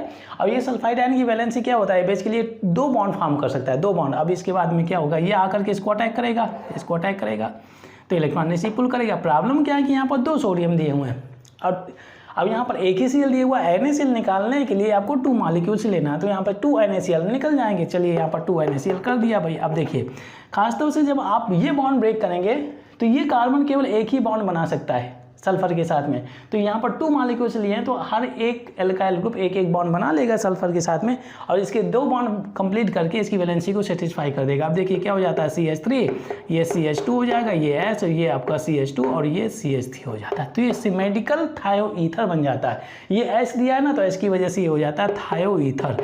अगर केवल ऑक्सीजन दिया हुआ है H की जगह पर तो हो जाएगा ईथर। ये पार्ट हम लोगों ने डिस्कस किया हुआ था, जैसे हम लोगों ने थायो एल्कोहल बनाया था, किसके केस में बनाया था भाई, मेटल हाइड्रोजन सल्फाइड के केस में। ठीक है, इस तरह से रिएक्शन आप आसानी से कंप्लीट कर सकते हैं। ठीक है भाई। अब इसके बाद में जो नेक्स्ट रिएक्शन दी है, कौन सी रिएक्शन दिया भाई, रिएक्शन विथ मेटल हाइलाइड। ये रिएक्शन हम लोगों ने एल्काइल हाइलाइड की प्रिपरेशन रिएक्शन में ऑलरेडी डिस्कस किया हुआ है, दैट इज फिनकल्स्टीन रिएक्शन। ठीक है, इसको हैलोजन एक्सचेंज मेथड के नाम से भी जानते हैं। ठीक है भाई। और प्रेफरेबली यहाँ से आप एल्काइल आयोडाइड का फॉर्मेशन कर सकते हैं। एल्काइल आयोडाइड मतलब है कि अगर आपने मिथाइल क्लोराइड लिया हुआ है तो क्लोराइड को चेंज करके आयोडाइड लगा दिया जाएगा। मेटल आयोडाइड के साथ में रिएक्शन कराया जाता है एल्काइल हाइलाइड के साथ में। ठीक है भाई। अब देखिए यहाँ पे अगर मैं ले लेता हूँ CH3 और ये CH2 और ये Cl हो गया और ये सोडियम आयोडाइड हो गया, और सॉल्वेंट क्या रहेगा, पोलर अप्रोटिक सॉल्वेंट, तो यहाँ से आपको लेना CH3 COO और ये CH3 हो जाता है, हीटिंग करना है। अब देखिए रिएक्शन को कंप्लीट करने के लिए हाइड्रोजन एक्सचेंज होता है, तो ये हाइड्रोजन इसकी जगह चला जाएगा, इसका ये पार्ट यहाँ पे चला जाता है, मतलब क्लोरीन आयोडीन की जगह, आयोडीन क्लोरीन की जगह। इस तरह से रिएक्शन कंप्लीट हो जाती है। CH3 और ये CH2 और ये हो गया I और यहाँ पर हो जाता है आपका NaCl। चलिए ये रिएक्शन कंप्लीट हो गई। तो इस तरह से आसानी से कंप्लीट कर सकते हैं। अगर मैं यहाँ पर ले लेता हूँ CH3 और ये CH2 और ये Br लगा दिया, अब यहाँ पर हमने लिया NaI। ठीक है भाई। यही पार्ट आपने एसीटोन लिया हुआ है, एसीटोन हीटिंग किया हुआ है, तो ये Bri की जगह I Br की जगह, हैलोजन एक्सचेंज मेथड। ठीक है भाई। ये हो गया CH3, ये CH2 और ये I हो गया, और यहाँ से आपका NaBr निकल जाता है। तो इस तरह से रिएक्शन आपकी आसानी से कंप्लीट हो जाती है। ठीक है भाई। इसको हम बोलते हैं फिनकल्स्टीन रिएक्शन या हैलोजन एक्सचेंज मेथड। चलिए इसके बाद में हम लोग नेक्स्ट केमिकल रिएक्शंस भी डिस्कस कर लेते हैं। 9th केमिकल रिएक्शन है reaction with potassium cyanide alcoholic medium and silver cyanide alcoholic medium. ये रिएक्शन बहुत ही इंटरेस्टिंग रिएक्शन है। अब देखिए भाई यहाँ पे अगर आप देखें तो बेसिकली ये जो पोटेशियम साइनाइड के साथ में जब कभी भी एल्काइल हाइड्राइड रिएक्शन करेगा तो एल्काइल साइनाइड बनेगा। ठीक है भाई। और जब कभी भी AgCN के साथ में सिल्वर साइनाइड के साथ में एल्काइल हाइड्राइड रिएक्शन करता है तो यहाँ से आपको नाइट्रो एल्केन बन जाता है। दोनों के केस में प्रोडक्ट कैसे चेंज हो जाता है, अब देखिए भाई ये चीज़ समझ लेते हैं। ये जो साइनो ग्रुप लगा हुआ है, ये जो साइनो ग्रुप लगा है, तो बेसिकली अगर इसके स्ट्रक्चर के बारे में बात करें, हम 9th केमिकल रिएक्शंस के बारे में बात कर रहे हैं। ठीक है। ये जो आपका साइनो ग्रुप लगा हुआ है ये माइनस हो गया। ठीक है भाई। इसके स्ट्रक्चर के बारे में बात करें तो ये 111 होता है। ठीक है भाई। अब इसके बाद में क्या होता है, इसमें क्या है, इसके पास में लोन पेयर है। ठीक है। नाइट्रोजन की वैलेंसी सेटिस्फाई हो गई, 3 बॉन्ड 1 लोन पेयर। अब देखिए कार्बन 4 बॉन्ड से कम बॉन्ड बना रहा है तो इसके पास में एक नेगेटिव चार्ज होना चाहिए, ये स्ट्रक्चर होता है। ठीक है भाई। अगर इसमें रेजोनेंस हम कराते हैं, रेजोनेंस ये इलेक्ट्रॉन डेंसिटी पुल कर सकता है क्योंकि मोर इलेक्ट्रोनेगेटिव है। तो अब देखिए भाई जब इलेक्ट्रॉन डेंसिटी पुल करेगा तो इसका नेगेटिव चार्ज आएगा, तो कार्बन हो गया, ये आपका ये डॉट डॉट रखा हुआ है, डबल बॉन्ड हो गया है, नाइट्रोजन अब सिंस ये इलेक्ट्रॉन डेंसिटी गेन कर रहा है इसके ऊपर आ जाएगा नेगेटिव चार्ज। तो ये होता है स्ट्रक्चर। अब ध्यान दीजिए भाई इसमें दोनों स्ट्रक्चर में अगर आप देखें तो इसमें कार्बन के पास में नेगेटिव चार्ज है, इसमें नाइट्रोजन के पास में नेगेटिव चार्ज है। हम लोगों ने न्यूक्लियोफाइल के बारे में सीखा हुआ है कि अगर किसी भी एलिमेंट या किसी स्पीसीज के पास में या एलिमेंट के पास में नेगेटिव चार्ज है या तो लोन पेयर है तो वो आपका एक्ट करता है न्यूक्लियोफाइल। अब देखिए भाई इसमें अगर आप देखें तो इसमें कार्बन के पास में नेगेटिव चार्ज है तो मतलब ये कि ये आपका न्यूक्लियोफाइल की तरह काम कर रहा है। इस आयन में जो आपका कार्बन है ये न्यूक्लियोफाइल की तरह काम कर रहा है, इस आयन में जो नाइट्रोजन है वो न्यूक्लियोफाइल की तरह काम कर रहा है। तो यहाँ पर डिफरेंट न्यूक्लियोफाइल है, मतलब कि इस आयन को हम बोलते हैं एम्बीडेंटेड लिगेंड। कोऑर्डिनेशन केमिस्ट्री में आप लोगों ने सीखा होगा एम्बीडेंटेड लिगेंड्स क्या होते हैं। इनके पास में एक से अधिक डोनर साइट होती है, इनके पास में एक से अधिक इलेक्ट्रॉन डेंसिटी होती है और ये रिएक्शन में जब कभी भी पार्टिसिपेट करते हैं तो एट ए टाइम एक ही डोनर साइट या एक ही इलेक्ट्रॉन डेंसिटी का यूज करते हैं, एक ही इलेक्ट्रॉन डेंसिटी का। अब देखिए भाई इसको यहाँ पर कहिए तो मैं लिख देता हूँ, ये होता है आपका एम्बीडेंटेड लिगेंड होता है भाई, एम्बीडेंटेड लिगेंड हो गया। ठीक है। अब इसके बारे में आप लोग कोऑर्डिनेशन केमिस्ट्री में पढ़े होंगे। ठीक है भाई ये पार्ट हो गया। अब देखिए भाई ध्यान दीजिए, अब जैसे हम रिएक्शन कराते हैं किसके साथ में, मेटल साइनाइड के साथ में। चलिए यहाँ पर ले लेता हूँ मैं CH3 और ये CH2 और ये Cl हो गया। यहाँ KCN का स्ट्रक्चर में डाल देता हूँ, यहाँ पर C++1 हो गया और यहाँ पर N हो गया। ये रिएक्शन आपको करानी है एल्कोहलिक मीडियम में C2H5OH और हीटिंग करना। आप ध्यान दीजिए भाई, बहुत केयरफुली ध्यान दीजिए। अब देखिए भाई होता क्या है, ये क्या है आपका पोटेशियम, ये कार्बन है, तो इनके बीच में लगने वाला बॉन्ड क्या हो गया, आयनिक बॉन्ड हो गया। फजान्स रूल में आप लोगों ने सीखा होगा, फजान्स रूल में, कि कोई भी आयनिक कंपाउंड 100% आयनिक नहीं होता, उसमें से कुछ कोवेलेंट कैरेक्टर रहता है। जैसे स्मॉलर कैटायन, लार्जर एनायन या higher the charge of anion या कैटायन, तो पोलराइजिंग पावर ज़्यादा हो जाता है, तो कोवेलेंट कैरेक्टर वहाँ पर ज़्यादा हो जाता है। ठीक है भाई, अब इसमें ध्यान दें तो होता क्या है, अगर इसमें जो कार्बन के पास में नेगेटिव चार्ज है, बॉन्ड ब्रेकिंग करेंगे तो ये प्लस हो जाएगा, यहाँ पर नेगेटिव चार्ज हो गया। तो यहाँ पर जो बेसिकली जब बॉन्ड ब्रेकिंग करते हैं आयनिक कंपाउंड में, तो इसके पास में नेगेटिव चार्ज हो जाता है। ये नेगेटिव चार्ज जैसे जनरेट होता है तो ये न्यूक्लियोफाइल की तरह काम करेगा। तो ये कार्बन बेसिकली न्यूक्लियोफाइल की तरह एक्ट करके इस कार्बन पर अटैक करेगा। ठीक है, ये अटैक करता है और वीक न्यूक्लियोफाइल को रिमूव करता है। ठीक है भाई, अब देखिए जो बनने वाला कंपाउंड है CH3 और ये CH2 हो गया, इस CH2 से ये C++1 कंबाइन हो जाता है, ये N हो जाता है और ये KCl आपका सेपरेट हो जाता है। ठीक है, ये नेगेटिव चार्ज हो जाएगा, पॉजिटिव है तो KCl सेपरेट हो गया। तो ये होता है एल्काइल साइनाइड। एल्काइल साइनाइड का अब देखिए भाई, जब सिल्वर साइनाइड के साथ में रिएक्शन कराते हैं तो ये पार्ट क्यों चेंज हो जाता है, उसके पार्ट में हम भी डिस्कस कर लेते हैं। CH3 और ये CH2 और ये Cl हो गया। यहाँ पर AgCN ये स्ट्रक्चर सेम ही रहता है भाई, ये हो गया भाई। अब यहाँ पर आपको लेना है एल्कोहलिक मीडियम। ठीक है भाई, हीटिंग कर रहे हैं। अब ध्यान दीजिए भाई, इसमें अगर आप देखें ये सिल्वर है और ये आपका कार्बन है भाई। ये आपका जो एलिमेंट है ट्रांजिशन एलिमेंट है, और ट्रांजिशन एलिमेंट के बारे में फजान्स रूल ने बताया हुआ था, pseudo inert gas electronic configuration के बारे में बताया था कि अगर स्यूडो इलेक्ट्रॉनिक कन्फिग्रेशन है ट्रांजिशन एलिमेंट में तो उनमें से बेसिकली पोलराइजिंग पावर ज़्यादा होता है और कोवेलेंट कैरेक्टर ज़्यादा होता है। तो बेसिकली ये जो बॉन्ड होता है तो ये प्रीडोमिनेंटली कोवेलेंट बाई नेचर होता है, ये आपका प्रीडोमिनेंटली आयनिक बाई नेचर होता है। तो ये चीज़ आप समझे, तो यहाँ पर बॉन्ड जो अटैक जो यहाँ पर न्यूक्लियोफाइल जनरेट होता है तो उसका अटैक डिफरेंट हो जाता है। आप ध्यान दीजिए भाई, अगर मैं इस बॉन्ड को ब्रेक करता हूँ, यहाँ पर पॉजिटिव हो जाएगा, यहाँ पर नेगेटिव हो गया। ठीक है, अब इसके पास में लोन पेयर है, तो इसके केस में होता क्या है, ये जो लोन पेयर है न्यूक्लियोफाइल की तरह काम कर रहा है, तो ये आकर के इस कार्बन पर अटैक करता है न्यूक्लियोफाइल की तरह। अब ये इलेक्ट्रॉन जैसे पुल कर लेगा। अब देखिए भाई बहुत ही केयरफुली ध्यान दीजिए, अब ये हो गया आपका CH3 और ये CH2 हो गया। अब देखिए भाई खासतौर से होता क्या है, ये नाइट्रोजन जब आप न्यूक्लियोफाइल की तरह काम करेगा, इसमें से क्या हो गया, कार्बन न्यूक्लियोफाइल की तरह काम कर रहा है, इसमें से नाइट्रोजन न्यूक्लियोफाइल की तरह काम कर रहा है। मतलब है कि ये सिचुएशन इसके केस में आ रहा है, ये सिचुएशन इसके केस में आ रहा है। ठीक है भाई, अब ये नाइट्रोजन जब इलेक्ट्रॉन डेंसिटी देगा तो इसके पास में पॉजिटिव चार्ज आना चाहिए, क्योंकि इलेक्ट्रॉन डेंसिटी लूज कर रहा है। तो यहाँ पर हो जाएगा आपका N और यहाँ पर हो जाता है पॉजिटिव चार्ज। ठीक है भाई, ये 111 लगा हुआ, ये 111 कर दिया और ये हो गया C- हो गया। अब इसके बाद में क्या हो जाता है, Ag और Cl सेपरेट हो जाता है। इस तरह से रिएक्शन कंप्लीट होती है। देखिए Na के ऊपर पॉजिटिव, C के ऊपर नेगेटिव, इसके केस में ये हो गया, ये आपका CN दिया, ये आपका NC हो गया। तो ये होता है एल्काइल आइसोसाइनाइड, इसको कहिए तो आप लिख देते हैं हम एल्काइल साइनाइड बन जाता है। ये होता है एल्काइल आइसोसाइनाइड। ठीक है भाई, मतलब एथाइल हो जाएगा, एल्काइल की जगह एथाइल कर सकते हैं, इस तरह से रिएक्शन कंप्लीट कर सकते हैं। ठीक है भाई, इस पार्ट को आप ऐसे भी कर सकते हैं, ये CH3 और ये CH2 और ये N हो गया डबल बॉन्ड, ये आप बना सकते हैं कोऑर्डिनेट बॉन्ड, और ये C हो सकता है। इस तरह से भी बेसिकली इसकी रिएक्शन इस तरह से इस पोर्शन को आप शो कर सकते हैं, कोऑर्डिनेट बॉन्ड करके शो कर सकते हैं। तो इस तरह से रिएक्शन कंप्लीट होती है। हाँ, इस चीज़ के केस में आप बहुत ही केयरफुल रहें। पोटेशियम साइनाइड के केस में बनेगा एल्काइल साइनाइड, और सिल्वर साइनाइड के केस में बनेगा एल्काइल आइसोसाइनाइड। चलिए इसके बाद में हम लोग 10th रिएक्शंस के बारे में डिस्कस कर लेते हैं। 10th केमिकल रिएक्शन है reaction with potassium nitrite alcoholic medium and silver nitrite alcoholic medium. हम 10th रिएक्शंस के बारे में बात कर रहे हैं।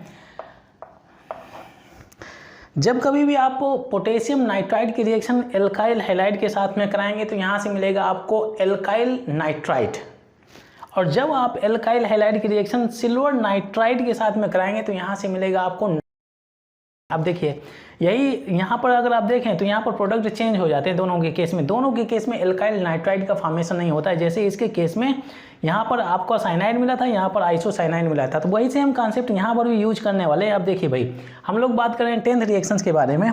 अब देखिए यहाँ पर जो नाइट्राइड ग्रुप लगा हुआ है NO2 ग्रुप, तो अगर इसके स्ट्रक्चर के बारे में बात करें तो यहाँ पर क्या होता है, नाइट्रोजन कितने बॉन्ड फॉर्म कर सकता है, 3 बॉन्ड फॉर्म कर सकता है। 3 बॉन्ड एक ऑक्सीजन के साथ में, यहाँ पर एक दूसरा ऑक्सीजन है, इसके पास में लोन पेयर है, ठीक है। पास इसके पास में सिंस ये एक ही बॉन्ड फॉर्म करा है और ये 2 बॉन्ड फॉर्म कर सकता है, परंतु ये एक ही बॉन्ड फॉर्म कर पा रहा है, इस वजह से इसके पास में एक नेगेटिव चार्ज रहेगा, ठीक है भाई। यहाँ पर हम इसके लोन पेयर शो कर देते हैं, ठीक है। इसके पास में 2 लोन पेयर है, ये होता है स्ट्रक्चर NO2- का, ठीक है भाई।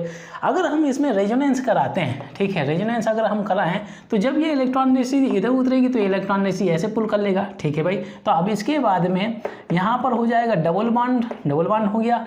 नाइट्रोजन का जो लोन पेयर है बिल्कुल सेफ रखा हुआ है। इसके बाद में यहाँ पर सिंगल बॉन्ड, अब सिंस ये गेन कर रहा है इलेक्ट्रॉन डेंसिटी तो यहाँ पर नेगेटिव चार्ज हो जाएगा। ये इस तरह से आप इसका रेजोनेंसिंग स्ट्रक्चर शो कर सकते हैं। अब देखिए भाई, अब इसमें से अगर इसके स्ट्रक्चर में ध्यान दें तो बेसिकली इस स्ट्रक्चर में ऑक्सीजन के पास में नेगेटिव चार्ज है, इसमें भी ऑक्सीजन के पास में नेगेटिव चार्ज है। मतलब है कि दोनों के केस में ऑक्सीजन कैसे काम कर सकता है, न्यूक्लियोफाइल की तरह काम कर सकता है। परंतु अगर आप नाइट्रोजन में देखें तो नाइट्रोजन के पास में भी तो लोन पेयर है, लोन पेयर, और इसकी वजह से नाइट्रोजन भी आपका न्यूक्लियोफाइल की तरह काम कर सकता है। न्यूक्लियोफाइल के बारे में हम लोगों ने सीखा हुआ है कि चाहे आपका नेगेटिव चार्ज हो चाहे लोन पेयर हो, दोनों के केस में ये आपका इलेक्ट्रॉन रिच की स्पीसीज की तरह काम करता है। अब देखिए भाई होता क्या है, बेसिकली जब आपका एल्काइल हैलाइड पोटेशियम नाइट्राइड के साथ में रिएक्ट करेगा तो ऑक्सीजन बेसिकली एक्ट करेगा न्यूक्लियोफाइल की तरह, ठीक है भाई। और जब आपका एल्काइल हैलाइड सिल्वर नाइट्राइड के साथ में रिएक्ट करेगा तो उस वक्त नाइट्रोजन न्यूक्लियोफाइल की तरह काम करेगा। तो इस वजह से यहाँ पर बनने वाले जो प्रोडक्ट होते हैं चेंज हो जाते हैं। अब देखिए भाई, जैसे हम लोगों ने सीखा हुआ था कि जो आपका साइनो ग्रुप होता है तो ये आपका एम्बीडेंटेड लिगेंड की तरह काम करता है। तो इन द सिमिलर मैनर ये जो आपका NO2 ग्रुप होता है, नाइट्राइड ग्रुप होता है, तो ये भी आपका होता है एम्बीडेंटेड लिगेंड की तरह काम करता है, ठीक है। इसके पास में 2 डोनर साइट होती है, एक डोनर साइट ये हुआ, एक डोनर साइट ये हो गया। एट ए टाइम ये एक ही डोनर साइट का यूज कर सकता है। अब देखिए भाई रिएक्शन कराते हैं।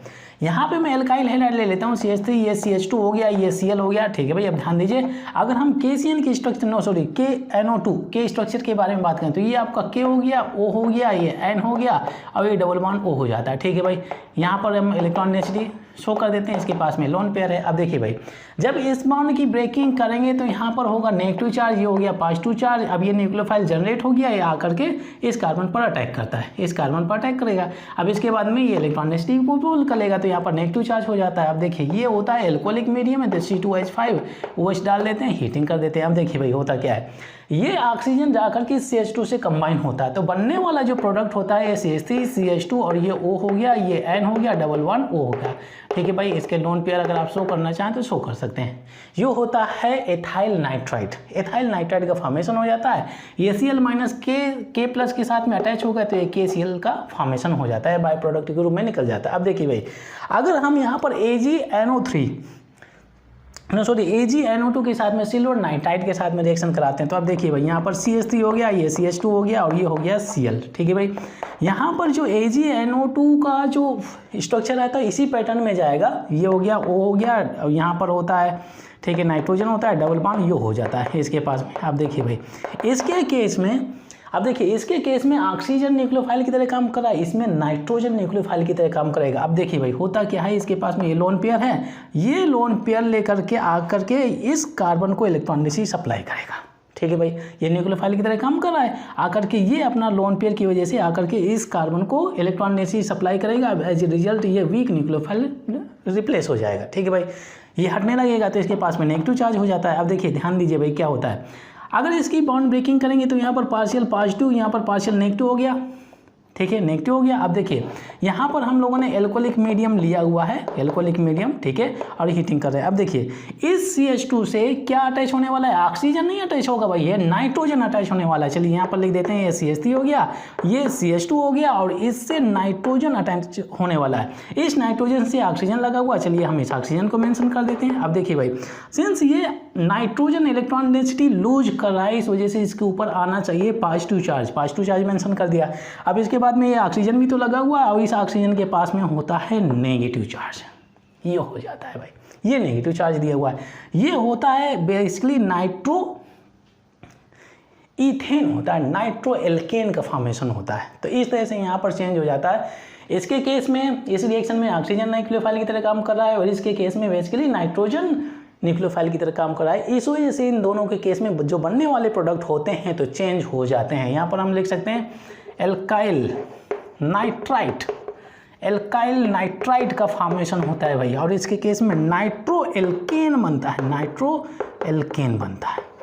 ठीक है भाई, तो यहाँ पर इथाइल हो जाएगा एल्काइल की जगह पर, यहाँ पर इथेन हो जाएगा। तो इस तरह से आप नेमिंग आसानी से कर सकते हैं। अच्छा, इस पार्ट को आप ऐसे भी मेंशन कर सकते हैं, ये सिंगल बॉन्ड है, पॉजिटिव नेगेटिव को दो को लेकर के आप यहाँ पर कोऑर्डिनेट बॉन्ड मेंशन कर सकते हैं। CH2 और ये हो गया N हो गया, और यहाँ पर ऐसे मेंशन कर सकते हैं O, और ये डबल बॉन्ड O हो जाता है। इस तरह से इसको आप रिप्रेजेंट कर सकते हैं। तो चाहे आप ऐसे मेंशन कर दें, चाहे ऐसे मेंशन कर दें, ये तो लॉजिकली आपको देखने को मिलेगा कि प्लस माइनस कैसे आ रहे हैं। तो ये भी लिख सकते हैं, ये भी लिख सकते हैं, एक ही बात है। इस तरह से रिएक्शन आप कंप्लीट कर सकते हैं। तो जितनी भी nucleophilic substitution reaction of halo alkanes हैं, उनको सभी को अभी तक हम लोगों ने डिस्कस किया हुआ है। चलिए इसके बाद में हम लोग डिस्कस करते हैं एलिमिनेशन रिएक्शन। एलिमिनेशन रिएक्शंस के बारे में आप लोगों ने जर्नल ऑर्गेनिक केमिस्ट्री में पढ़ा होगा कि ये रिएक्शंस 2 टाइप की होती है, E1 reaction and E2 reaction. SN2 and SN1 reaction में जो भी कंडीशंस हम लोगों ने पढ़ी हुई थी वो सेम कंडीशंस अप्लाई होती हैं E1 एंड E2 में।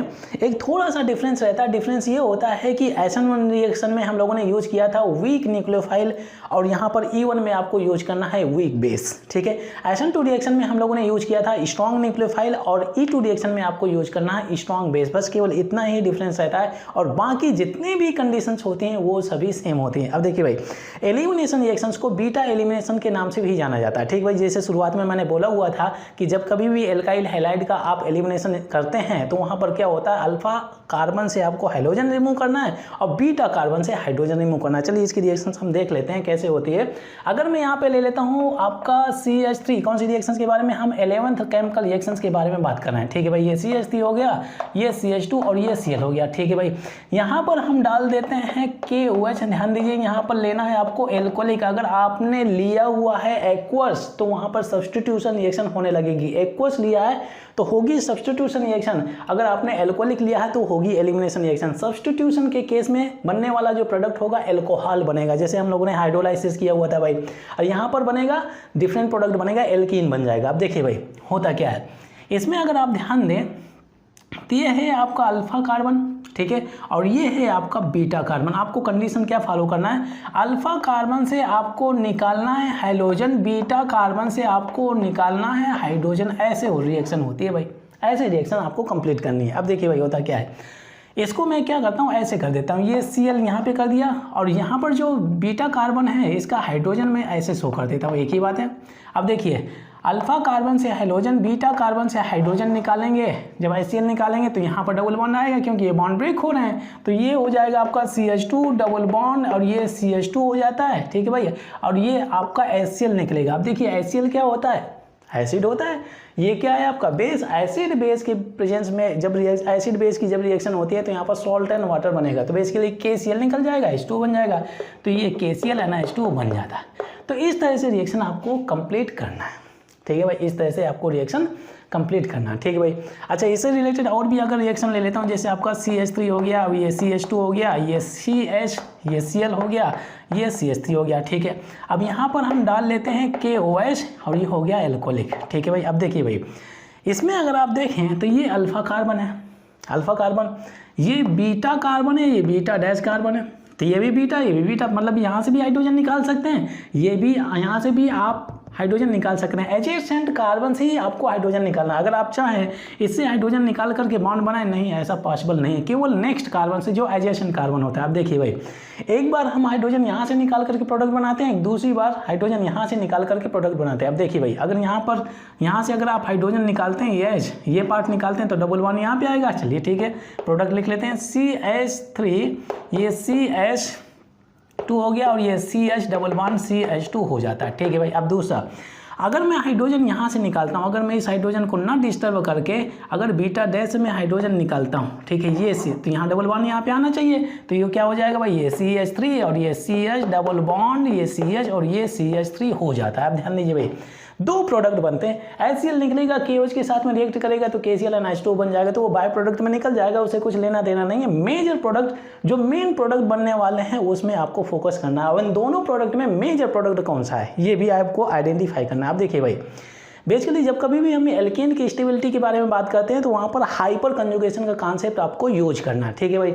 अब इसमें अगर हम हाइपर कंजुगेशन देखें तो ये हो गया double bonded system. Double bonded system का जो नेक्स्ट कार्बन है अल्फा कार्बन, इसमें कितना हाइड्रोजन लगा है, 2, तो यहाँ पर 2 हाइपर कंजुगेशन हो रहा है। ठीक है भाई। अब देखिए इसमें अगर आप ध्यान दें तो ये डबल बॉन्डेड सिस्टम है, इसको आप सर्कल करें। अब इसके बाद में इस कार्बन से जो नेक्स्ट कार्बन है अल्फा कार्बन, इस कार्बन से नेक्स्ट कार्बन अल्फा कार्बन, 3 + 3 ये 6 हाइपर कंजुगेशन हो जाता है, जिसमें जितना ज़्यादा हाइपर कंजुगेशन उसकी स्टेबिलिटी उतनी ज़्यादा। मतलब है कि ये आपका जो एल्कीन है तो ज़्यादा स्टेबल होगा in comparison to this one. तो मतलब है कि ये आपका मेजर प्रोडक्ट हो जाएगा, ये हो जाएगा आपका मेजर प्रोडक्ट, ये हो जाएगा आपका माइनर प्रोडक्ट। अच्छा, एक दूसरा कॉन्सेप्ट भी अगर आप देखें तो ये आपका सिमेट्रिकल एल्कीन है। डबल बॉन्ड के दोनों साइड 2-2 कार्बन है, डबल बॉन्ड के एक साइड 1 कार्बन है, इस साइड 3 कार्बन है। ये आपका अनसिमेट्रिकल है, ये आपका सिमेट्रिकल एल्कीन है। सिमेट्रिकल एल्कीन हमेशा अनसिमेट्रिकल एल्कीन से ज़्यादा स्टेबल होता है, ये चीज़ आप दिमाग में रखें। ठीक है भाई। तो इस तरह से आप रिएक्शन आसानी से कंप्लीट कर सकते हैं और एल्कीन का फॉर्मेशन होता है। और स्टेबिलिटी के टर्म्स में अगर आए तो आप हाइपर कंजुगेशन का कॉन्सेप्ट यूज करें और यहाँ से major and minor product identify कर सकते हैं। अब देखिए भाई, यहाँ पे अगर नेम में देखें डिहाइड्रो हेलोजिनेशन, डिहाइड्रो मतलब हाइड्रोजन निकालना है, हेलोजिनेशन का मतलब क्या है, हाइड्रोजन निकालना है, हाइड्रोजन एंड हेलोजन निकालना है, हाइड्रोजन एंड हेलोजन निकालना है, हाइड्रोजन एंड हेलोजन निकालना है। इसी को हम बोलते हैं एलिमिनेशन रिएक्शन, जो होती है आपका डिहाइड्रो हेलोजिनेशन। ठीक है भाई, ये पार्ट हो गया।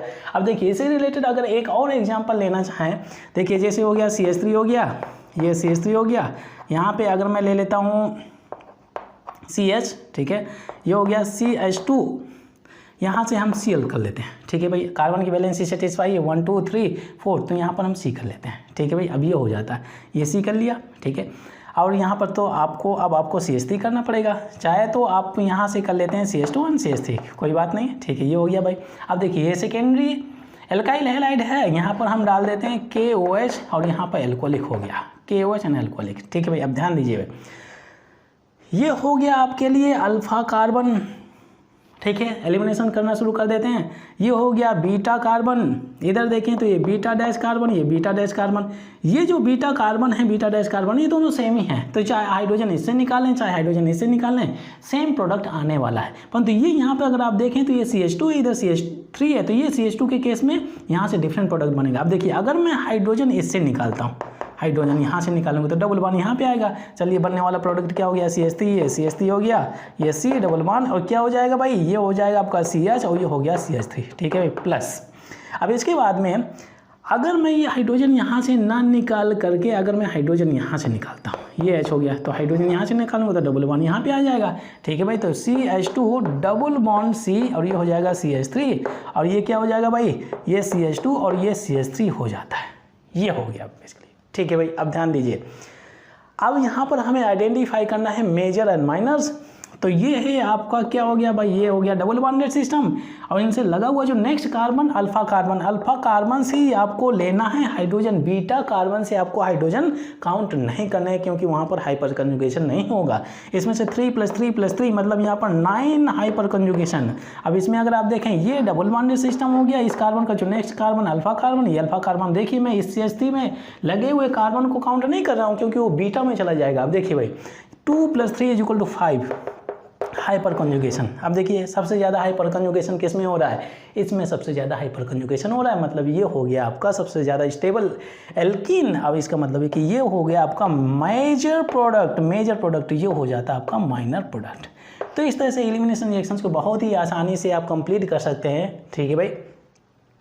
तो ये होती है आपकी डिहाइड्रो हैलोजेनेशन रिएक्शन। चलिए इसके बाद में हम लोग नेक्स्ट रिएक्शन के बारे में बात कर लेते हैं, दैट इज हीटिंग इफेक्ट।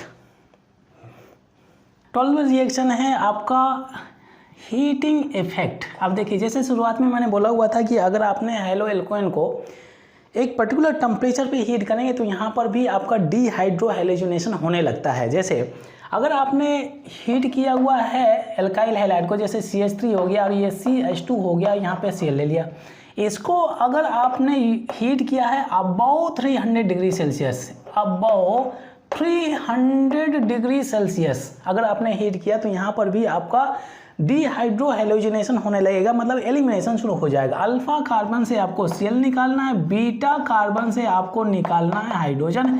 ये पार्ट निकालेंगे तो डबल बॉन्ड यहाँ पे हो जाएगा, तो ये CH2 डबल बॉन्ड और ये CH2 हो जाता है, ये HCl निकलेगा भाई, इस तरह से HCl निकलेगा।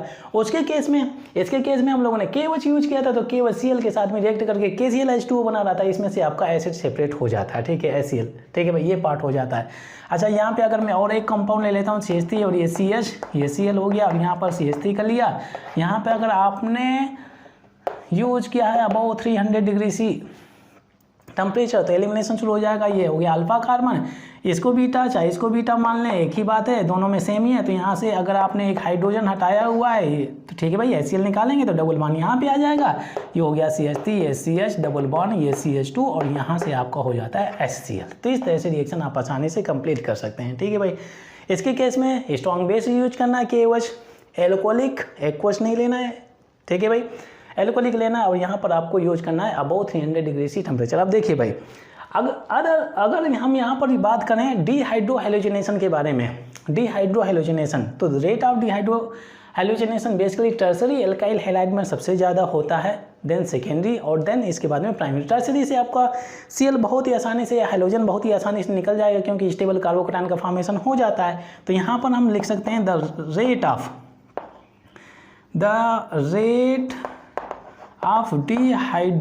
डिहाइड्रो हैलोजिनेशन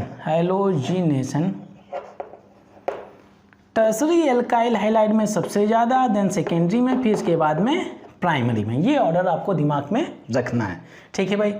अगर हम हैलोजेंस के बारे में बात करें, ठीक है, हैलोजेंस के बारे में, तो बेसिकली आयोडीन का रिमूवल सबसे ज़्यादा होता है इन कंपेरिजन टू ब्रोमीन, फिर इसके बाद में क्लोरीन होता है, ठीक है, लीस्ट चला जाता है, F में चला जाता है क्योंकि इसका साइज ज़्यादा होता है तो इसका रिमूवल बहुत जल्दी हो जाता है। तो इसके केस में आयोडीन अगर हो गया तो इसको बहुत जल्दी रिमूव कर सकते हैं, फिर इसके बाद में ब्रोमीन, फिर इसके बाद में क्लोरीन, फिर इसके बाद में फ्लोरीन हो जाता है। तो ये ऑर्डर आप दिमाग में रखें, ये इंपॉर्टेंट पार्ट है क्योंकि यहाँ से कभी कभी पूछ लिया जाता है कि which among the following reaction elimination reaction is taking place at faster rate. तो यहाँ से ये कंडीशन अप्लाई करके आप उस क्वेश्चन का आंसर आसानी से कर सकते हैं। चलिए इसके बाद में हम लोग डिस्कस करते हैं मिसलिनियस टाइप रिएक्शन।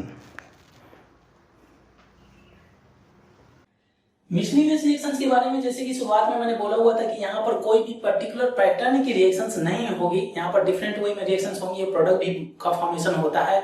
और सबसे पहले मिसलिनियस रिएक्शंस के अंतर्गत जो रिएक्शन है आपकी रिडक्शन रिएक्शन है, मतलब है कि हम हाइड्रोएल्केन का रिडक्शन करने वाले हैं और आपको यहाँ पे यूज करना है रिड्यूसिंग एजेंट। तो ये जितने भी रिड्यूसिंग एजेंट हैं वो रिएजेंट्स जो हाइड्रोएल्केन का रिडक्शन कर सकते हैं उनका लिस्ट मैंने आपके साथ में शेयर किया हुआ है। इसमें अगर आप देखें तो निकल प्लैटिनम, ठीक है भाई, यहाँ पर मेंटेन कर सकते हैं temperature 200 to 250 degree Celsius temperature maintain कर सकते हैं और आप रिडक्शन कर सकते हैं हाइड्रोएल्केन का। रेड फास्फोरस ये HI हो गया, यहाँ पर मेंटेन करना है आपको टेम्परेचर 150 डिग्री सेल्सियस, ठीक है भाई।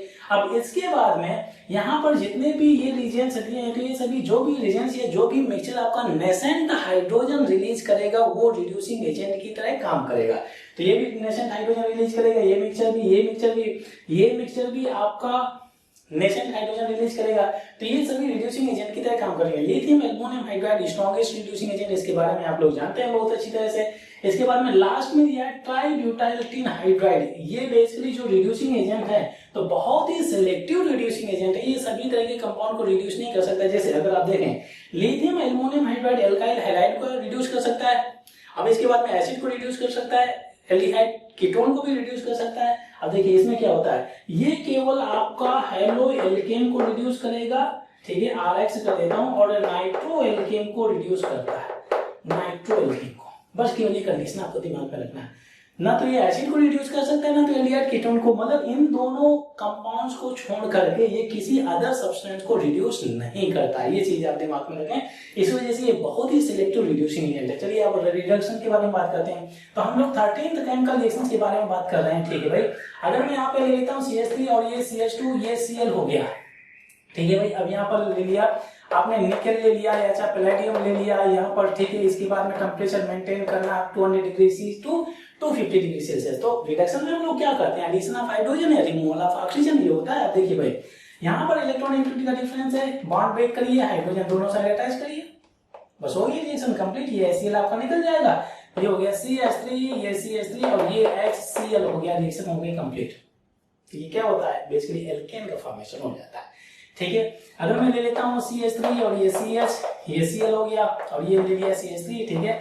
यहाँ पर हमने डाल दिया, क्या हो गया, Zn आप डाल दीजिए, कोई भी रिड्यूसिंग एजेंट ले सकते हैं। Zn NaCl हो गया, हाइड्रोजन रिलीज करेगा, तो क्या करेंगे, इस बॉन्ड को ब्रेक करेंगे, H यहाँ पे अटैच करिए, H यहाँ पे अटैच करिए, तो HCl निकल गया। चलिए HCl यहाँ पे लिख दिया भाई, और ये क्या हो गया, CH3 CH2 और CH3, लीजिए प्रोडक्ट का फॉर्मेशन हो जाता है। तो बहुत ही आसानी से इसकी रिएक्शन आप आसानी से कंप्लीट कर सकते हैं। अच्छा, इससे रिलेटेड अगर मैं कोई एग्जांपल लेना चाहूँ, देखिए भाई अगर मैं यहाँ पे ले लेता हूँ एक कंपाउंड है, यहाँ पर Cl लगा दिया, यहाँ पर मैंने लगा दिया I लगा दिया, ठीक है भाई।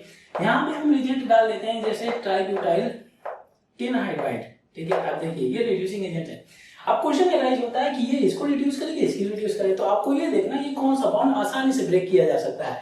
तो इसकी बॉन्ड लेंथ ज्यादा होती है क्योंकि आयोडीन का साइज ज्यादा होता है, ठीक है भाई। तो इसको ब्रेक करिए आप, इसको नहीं ब्रेक करेंगे तो यहाँ पर H हो जाएगा, ये H हो जाएगा तो HI निकल गया, तो यहाँ से क्या हो जाएगा भाई, ये Cl बच जाएगा, तो यहाँ से ऐसा हो गया। फर्दर इसको रिड्यूस कर सकते हैं तो ये चला जाएगा, ठीक है, ये Cl आती जाएगा, फिर इसके बाद में आपका ये साइक्लोहेक्सेन बचेगा। इस तरह से एल्केन का फॉर्मेशन हो जाता है, ठीक है। अगर नाइट्रो एल्केन से रिलेटेड अगर मैं कोई कंपाउंड ले लेता हूँ, जैसे आपका हो गया CH3, ये CH3 हो गया, CH, ये NO2 हो गया, NO2, अब इसके बाद में यहाँ पर COOH कर देते हैं, COOH, ये हो गया भाई। अब देखिए यहाँ पर अगर मैं ब्यूटाइल टिन हाइड्राइड ले लेता हूँ, ब्यूटाइल ट्राईब्यूटाइल टिन हाइड्राइड ले लेते हैं। अब देखिए भाई हम लोगों ने सीखा हुआ है कि ये हेलो एल्केन को और नाइट्रो एल्केन को रिड्यूस करता है, इसके अलावा किसी को रिड्यूस नहीं करेगा।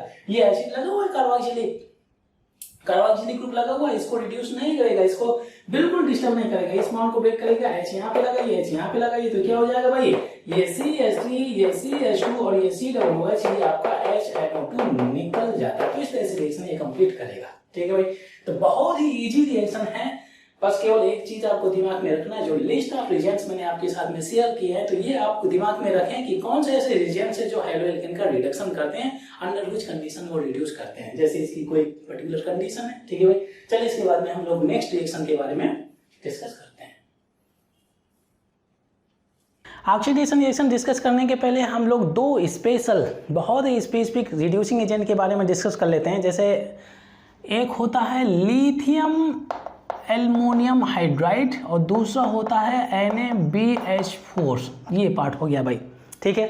लिथियम एल्युमिनियम हाइड्राइड हालांकि मैंने लिस्ट में ऑलरेडी मेंशन किया हुआ था, इस रिड्यूसिंग एजेंट को मैंने मेंशन नहीं किया हुआ था। अब देखिए दोनों रिड्यूसिंग एजेंट होते हैं और दोनों हेलो एल्केन का रिडक्शन करते हैं, परंतु यहाँ पर एक कंडीशन आपको दिमाग में रखना है। अब देखिए भाई जैसे कि हम लोगों ने एल्डिहाइड कीटोन में और कार्बोक्सिलिक एसिड में इन रिएजेंट्स को ऑलरेडी यूज किया हुआ है, मैंने बताया हुआ था कि लिथियम एल्युमिनियम हाइड्राइड NaBH4 के कंपैरिजन में स्ट्रॉन्गर रिड्यूसिंग एजेंट होता है, ठीक है, स्ट्रॉन्गर रिड्यूसिंग एजेंट होता है। ये एल्डिहाइड कीटोन को भी रिड्यूस करता है, एसिड या एसिड डेरिवेटिव्स को रिड्यूस नहीं करता है, ठीक है भाई।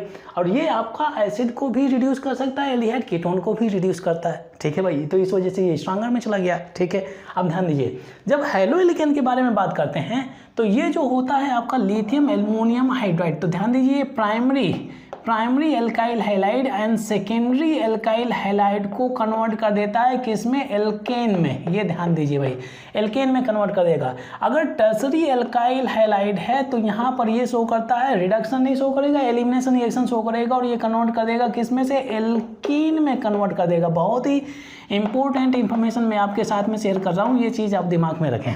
ठीक है भाई, हम लोग यही कंटिन्यूशन किए हुए हैं विथ रिडक्शन। ठीक है भाई, अब देखिए अगर मैं NaBH4 के बारे में बात करूं तो अगर आप प्राइमरी एल्काइल हैलाइड लेते हैं और बाय यूजिंग NaBH4 रिडक्शन कराते हैं तो कुछ नहीं होने वाला है, मतलब रिएक्शन होती नहीं, प्राइमरी एल्काइल हैलाइड को रिड्यूस नहीं करता है। ठीक है, अगर आपने लिया है सेकेंडरी एल्काइल हैलाइड या टर्सरी एल्काइल हैलाइड तो ये कन्वर्ट कर देता है किसमें, एल्केन में। ये कंडीशन आप दिमाग में रखें, बहुत ही इंपॉर्टेंट इंफॉर्मेशन आपके साथ में शेयर कर रहा हूँ।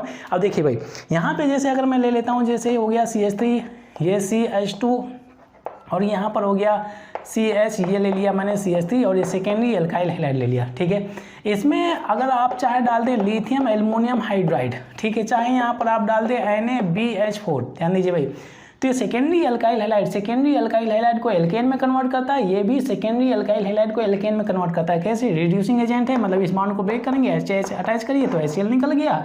अब ये हो गया CH3, ये CH2 और ये CH2 और ये आपका CH3, यहाँ से आपका HCl निकल गया। तो इस तरह से रिएक्शन कंप्लीट हो जाती है।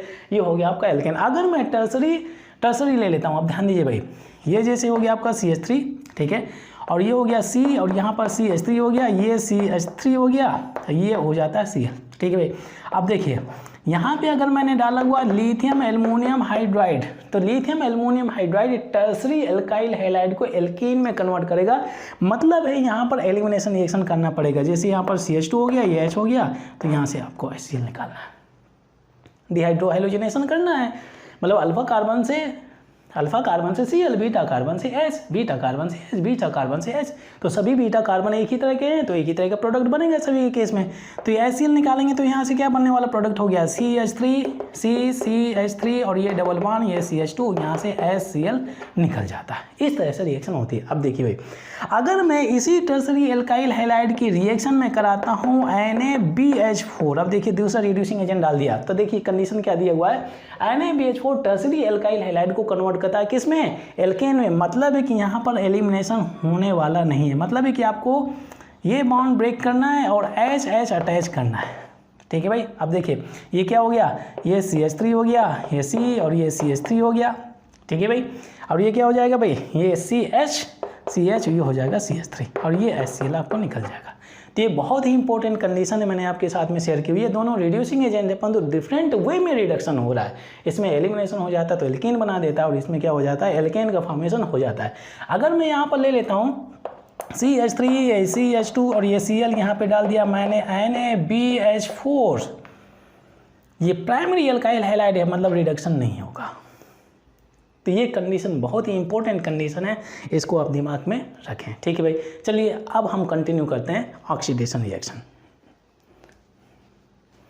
14th केमिकल रिएक्शन है that is oxidation reaction. Haloalkanes का हम लोग करने वाले हैं ऑक्सीडेशन। अब ध्यान दीजिए भाई, यहाँ पर आपको यूज करना है ऑक्सीडाइजिंग एजेंट, बहुत ही स्पेशल ऑक्सीडाइजिंग एजेंट यूज करके आप यहाँ पर ऑक्सीडेशन करने वाले हैं। अब देखिए जो ऑक्सीडाइजिंग एजेंट आप यूज करेंगे, ऑक्सीडाइजिंग एजेंट, तो ये होता है dimethyl sulphoxide, dimethyl sulphoxide DMSO, ये आपको ऑक्सीडाइजिंग एजेंट यूज करना है हेलोएल्केन को ऑक्सीडाइज करने के लिए। ठीक है भाई, अब देखिए अगर मैं ले लेता हूँ यहाँ पर CH3 और ये आपका CH2 और ये Cl हो गया। ठीक है भाई, यहाँ पर अगर आपने डाला हुआ है DMSO, अब देखिए ऑक्सीडेशन कैसा होता है।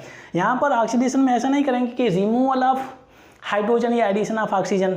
ठीक है, अब देखिए यहाँ पर कैसे क्या करना है, एक ही कार्बन से जिस कार्बन में Cl लगा हुआ है या हैलोजन लगा हुआ है तो उसी कार्बन से आपको करना है डिहाइड्रोहाइलोजिनेशन।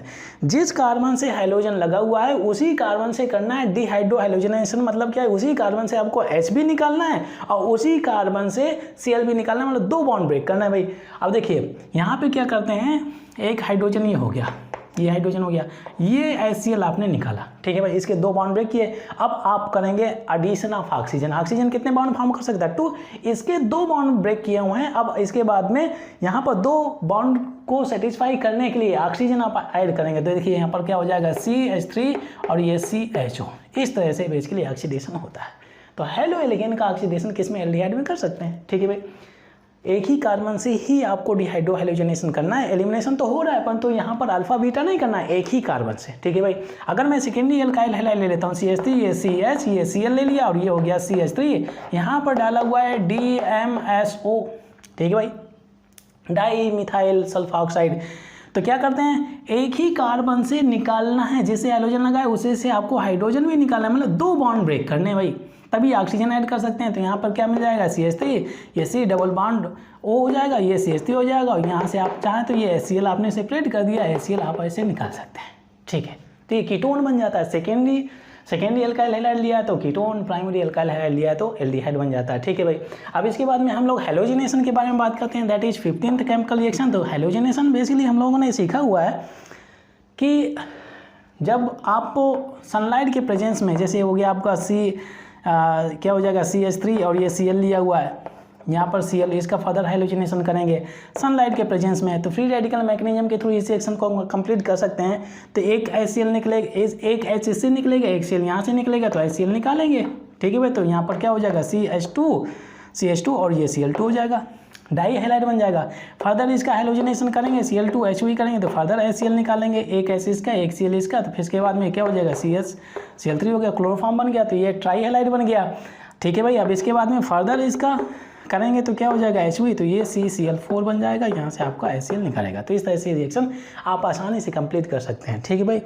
तो di halide, tri halide, tetra halide, इसके बाद में पेंटा हैलाइड नहीं जाएगा, क्योंकि कार्बन 5 बॉन्ड नहीं फॉर्म करेगा भाई, 4 ही बॉन्ड फॉर्म कर सकता है। चलिए इसके बाद में हम लोग 16th केमिकल रिएक्शंस के बारे में डिस्कस करते हैं। 16th केमिकल रिएक्शन है दैट इज वुड्स रिएक्शन। यहाँ से आप सिमेट्रिकल एल्केन का फॉर्मेशन कर सकते हैं। चलिए यहाँ पर मैं लिख देता हूँ 16th रिएक्शन। अब बेसिकली यहाँ पर क्या करना है, एल्काइल हैलाइड लेना है आपको, यहाँ पर लेना है आपको एल्काइल हैलाइड, ठीक है भाई। और यहाँ पर आपको करना है सोडियम के साथ में reaction in presence of dry ether के प्रेजेंस में रिएक्शन कराना है। अब देखिए भाई यहाँ पे क्या करना है, अगर Cl हटाएंगे तो यहाँ पर 2 मॉलिक्यूल्स लेना है, 2 मॉलिक्यूल्स, तो 2 NaCl निकल जाएगा भाई। इसके यहाँ से ब्रेकिंग करेंगे तो 2 NaCl निकल जाएगा, 2 NaCl आपने निकाल दिया। अब यहाँ पर क्या बचा, 2 मॉलिक्यूल्स, अब CH3, तो ये दोनों अटैच होकर के CH3 और ये CH3 हो जाता है भाई, ये एल्केन बन जाएगा, सिमेट्रिकल एल्केन बन जाता है। इस सिंगल बॉन्ड के दोनों साइड एक एक कार्बन लगा हुआ। अगर मैं यहाँ पर ले लेता हूँ C2H5 CCl हो गया, यहाँ पर सोडियम के प्रेजेंस में रिएक्शन कराते हैं, ड्राई ईथर हो गया, ड्राई ईथर, तो यहाँ पर 2 मॉलिक्यूल से लेना है, यहाँ पर 2, तो 2 NaCl निकल जाएगा भाई। NaCl निकालेंगे तो CH2H5, ये डॉट बचेगा, मतलब अनस्टेबल होगा, इस वजह से हमको 2 मोल से लेना है, ठीक है भाई। तो ये हो जाएगा आपका C2H5 और ये हो जाएगा 2 NaCl। इस तरह से रिएक्शन आप आसानी से कंप्लीट कर सकते हैं। यहाँ से आप सिमेट्रिकल एल्केन बना सकते हैं, ठीक है, सिमेट्रिकल एल्केन का फॉर्मेशन कर सकते हैं, ठीक है भाई। अब इसके बाद में नेक्स्ट रिएक्शन है 17th रिएक्शन है, ये होता है आपका कोरे हाउस रिएक्शन। अगर आपको अनसिमेट्रिकल एल्केन का फॉर्मेशन करना है तो आपको जाना है कोरे हाउस रिएक्शन, सिमेट्रिकल करना है तो आपको जाना है वुड्स रिएक्शन, ठीक है भाई।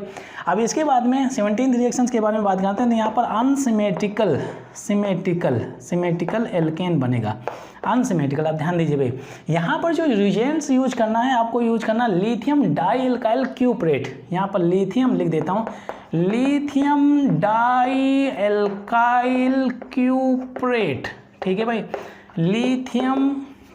इसको लिथियम डाई एल्काइल क्यूप्रेट, ये रिएजेंट्स आप दिमाग में रखें, ठीक है भाई। कोरे हाउस रिएक्शन में आपको ये रिएजेंट दिमाग में रखना है, इसके साथ में हम हैलो एल्केन्स की एल्काइल हैलाइड की रिएक्शन कराते हैं। अब देखिए भाई होता कैसे है, जैसे अगर मैंने यहाँ पर ले लिया CH3 होल ट्वाइस और ये Cu और Li हो गया, ठीक है। यहाँ पर मैंने ले लिया C2H5 और ये हो गया आपका, ठीक है, Cl हो गया। आप ध्यान दीजिए रिएक्शन कैसे होती है। अब देखिए एल्काइल ग्रुप मैंने डिफरेंट कर दिया तो डिफरेंट तरह का यहाँ पर एल्केन मिलेगा, मतलब अनसिमेट्रिकल एल्केन मिल जाएगा। अब देखिए भाई होता क्या है, यहाँ पर इसकी बॉन्ड ब्रेकिंग होती है तो इसकी बॉन्ड ब्रेकिंग होती है, LiCl लिथियम क्लोराइड आपका सेपरेट हो गया, ठीक है, प्लस। अब देखिए भाई होता क्या है, इसमें जो दो एल्काइल ग्रुप लगे हैं, इसको मैं ऐसे कर देता हूँ, दो एल्काइल ग्रुप, ये हो जाता है CH3 और ये CH3 हो जाता है, ठीक है भाई। तो इसकी बॉन्ड ब्रेकिंग होती है, तो एक एल्काइल ग्रुप जा करके इससे अटैच हो जाता है, ये अनस्टेबल हो गया ना, बॉन्ड ब्रेकिंग हो गया, तो एक एल्काइल ग्रुप इस ग्रुप से लग जाता है, तो ये C2H5 हो गया और ये CH3 हो गया, ठीक है। अब बचा क्या यहाँ पर, CH3CO बन गया, तो ये हो जाता है आपका CH3 और ये Cu बन जाता है, ये पार्ट हो जाता है। तो ये चीज़ आप दिमाग में रखें भाई, इस तरह से रिएक्शन कंप्लीट होती है।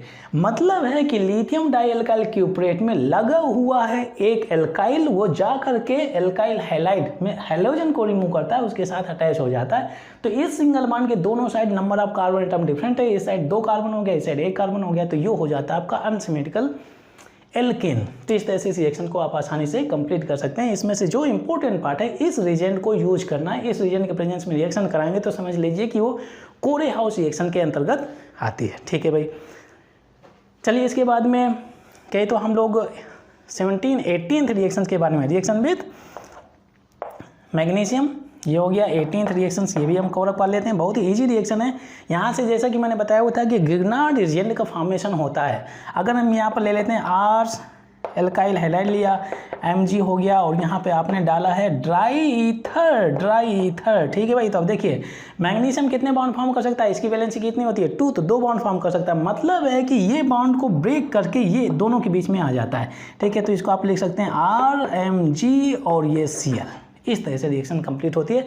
ये होता है आपका ग्रिग्नार्ड रिजेंट, इसको ग्रिग्नार्ड रिजेंट बोलते हैं। बहुत ही अच्छा रिजेंट होता है भाई, गिग्नार्ड रिजेंट बोलते हैं। ये चीज़ आप दिमाग में रखें। तो इस तरह से गिग्नार्ड रिजेंट का फॉर्मेशन कर सकते हैं। और फिर यहाँ से इसका रोल शुरू हो जाता है alcohol, aldehyde, ketone, carboxylic acid, it's derivatives में, ठीक है भाई। तो वहाँ पर आपके इसके एप्लीकेशन बहुत ज़्यादा देखने को मिलेंगे। चलिए लास्ट में हमारे पास में 2 रिएक्शंस बचे हुए हैं, उनको भी हम कंप्लीट कर लेते हैं। 19th chemical reaction that is reaction with other metals, मतलब मैग्नीशियम के अलावा दूसरी मेटल्स ले सकते हैं, जिंक ले सकते हैं, सोडियम अमलगम ले सकते हैं, लिथियम ले सकते हैं। अब देखिए भाई रिएक्शन हम 19th केमिकल रिएक्शन के बारे में बात कर रहे हैं। तो यहाँ पे अगर मैं ले लेता हूँ जैसे CH3 और ये Cl हो गया, ठीक है भाई, CH3 Cl हो गया। अगर इसकी रिएक्शन कराते हैं किसके साथ में, लिथियम के साथ में, लिथियम के साथ में। अब देखिए यहाँ पर अगर आपने 2 मोल्स लिया है तो लिथियम क्लोराइड निकल जाएगा, ये आपका CH3 और ये आपका लिथियम आ जाएगा, यहाँ से लिथियम क्लोराइड मिल गया। तो ये होता है आपका मिथाइल लिथियम हो जाए, एल्काइल लिथियम बोल सकते हैं या मिथाइल लिथियम बोल सकते हैं, मिथाइल लिथियम हो गया भाई, लिथियम। अब देखिए भाई इस मिथाइल लिथियम की रिएक्शन अगर आपने कराया हुआ है CuI, ठीक है भाई, इसके साथ में, अब देखिए किस डायरेक्शन में जा रहे हैं। अगर इन दोनों की रिएक्शन करा देंगे तो यहाँ से आपको मिलने वाला है लिथियम डाई मिथाइल क्या मिल जाएगा भाई, यहाँ से मिल जाएगा क्यूप्रेट मिल जाएगा, जो रीजन्स हम लोगों ने कोरेहाउस रिएक्शन में यूज किया था। यहाँ से अगर आपको लेना 2 मोल्स तो होगा क्या बेसिकली, ये हो जाएगा आपका CH3 होल ट्वाइस, ये Cu हो जाएगा, यहाँ पर लिथियम लगाना है। अब देखिए ये एक मालिक्यूल हो जाएगा लिथियम का, I के साथ चला जाएगा, लिथियम आयोडाइड सेपरेट हो जाता है। तो ये हो जाता है डाई मिथाइल, इसको हम बोल सकते हैं लिथियम बोल सकते हैं, ठीक है, लिथियम डाई मिथाइल क्यूप्रेट, ये क्यूप्रेट हो गया। तो इस तरह से आप इस रीजन का फॉर्मेशन कर सकते हैं, ठीक है। कोरेहाउस रिएक्शन में आप यूज कर सकते हैं और अनसिमेट्रिकल एल्केन का फॉर्मेशन कर सकते हैं। अच्छा, अगर आप एल्काइल हैलाइड की रिएक्शन कराते हैं जिंक के साथ में, यहाँ पर आपको सॉल्वेंट यूज करना है, ईथर हीटिंग करेंगे तो यहाँ पर 2 मॉलिक्यूल्स इसके लेंगे, 2 मॉलिक्यूल्स लेंगे तो बनने वाला प्रोडक्ट क्या हो गया, CH3 होल ट्वाइस Zn हो जाएगा और यहाँ से आपका ZnCl2 निकल जाएगा, ZnCl2 रह जाएगा। तो इस तरह से रिएक्शन आपको कंप्लीट करना है, ठीक है भाई। अच्छा, अगर मैं सोडियम अमलगम वर्ड आ जाता है जब आप मेटल को Hg के साथ में, मर्क्यूरी के साथ में अटैच कर देते हैं, तो ये हो जाएगा आपका CH3, ये CH2 और ये Cl हो गया, यहाँ पे ले लिया NaHg, ठीक है भाई। इसकी रिएक्शन कराएंगे तो क्या हो जाएगा, आपको यहाँ पर 2 मोल्स लेने, 2 मोल्स ले लेते हैं, ठीक है भाई। तो यहाँ पर क्या हो जाएगा भाई, ये हो जाएगा आपका CH3, ये CH2, ठीक है भाई, और ये हो जाएगा आपका होल ट्वाइस Hg हो जाएगा और यहाँ से क्या हो जाएगा NaCl, ये हो जाएगा आपका NaCl। तो इस तरह से रिएक्शन हो जाती है, ठीक है भाई। अब इसके बाद में लास्ट रिएक्शन है that is isomerization. 20th chemical reaction है, 20th केमिकल रिएक्शन। अब देखिए भाई 20th केमिकल रिएक्शन में है आइसोमराइजेशन। जब मैंने कि शुरुआत में बोला था कि एक पर्टिकुलर टेम्परेचर में जब आप हेलो एल्केन्स को हीट करेंगे तो ये आइसोमेरिक फॉर्म में कन्वर्ट हो जाते हैं दूसरे आइसोमेरिक फॉर्म में। जैसे प्राइमरी हेलो एल्केन दिया तो सेकेंडरी में कन्वर्ट हो गया, सेकेंडरी दिया तो प्राइमरी में कन्वर्ट हो गया। तो अब देखिए यहाँ पर जो टेम्परेचर यूज करना है 300 degree Celsius. Above 300 degree Celsius अगर हीट करेंगे तो यहाँ पर डिहाइड्रो हेलोजिनेशन होगा, एलिमिनेशन रिएक्शन होगा, हीटिंग इफेक्ट हम लोगों ने सीखा हुआ था। अगर बिलो 300 करेंगे तो हो जाता है आइसोमराइजेशन। ये तो एनहाइड्रस एल्युमिनियम क्लोराइड यूज कर लें तो यहाँ से भी हो जाएगा। तो जैसे यहाँ पर ले लिया मैंने CH3, ये CH2 और ये आपका CH2, ठीक है भाई, ये क्या हो जाएगा, और यहाँ से ले लिया आपने Cl, ठीक है। यहाँ पे आप ले लेंगे 300 डिग्री सेल्सियस, ये तो आप, और एनहाइड्रस एल्युमिनियम क्लोराइड ले लेते हैं। तो अब देखिए ये आपका प्राइमरी अल्काइल हैलाइड है, ये कन्वर्ट हो जाता है CH3 और ये CH, ये Cl और ये CH, ये सेकेंडरी अल्काइल हैलाइड में कन्वर्ट हो गया। तो ये दूसरे आइसोमेरिक फॉर्म में कन्वर्ट हो जाता है। मॉलिक्यूलर फार्मूला सेम रहता है परंतु मॉलिक्यूलर स्ट्रक्चर चेंज हो जाता है। तो ये कंडीशन, केवल इस कंडीशन को दिमाग में रखना है, बाकी पार्ट आप आसानी से कर सकते हैं। तो यहाँ पर हेलो एल्केन के जितने भी केमिकल रिएक्शन हैं हम लोगों ने कंप्लीट किया हुआ है। All the 3 type chemical reaction, उनके जितने भी केमिकल रिएक्शन हैं उनके अंतर्गत उन सबको हमने डिटेल में डिस्कस किया हुआ है। चलिए इसके बाद में हम लोग बातचीत करेंगे नेक्स्ट टॉपिक के बारे में।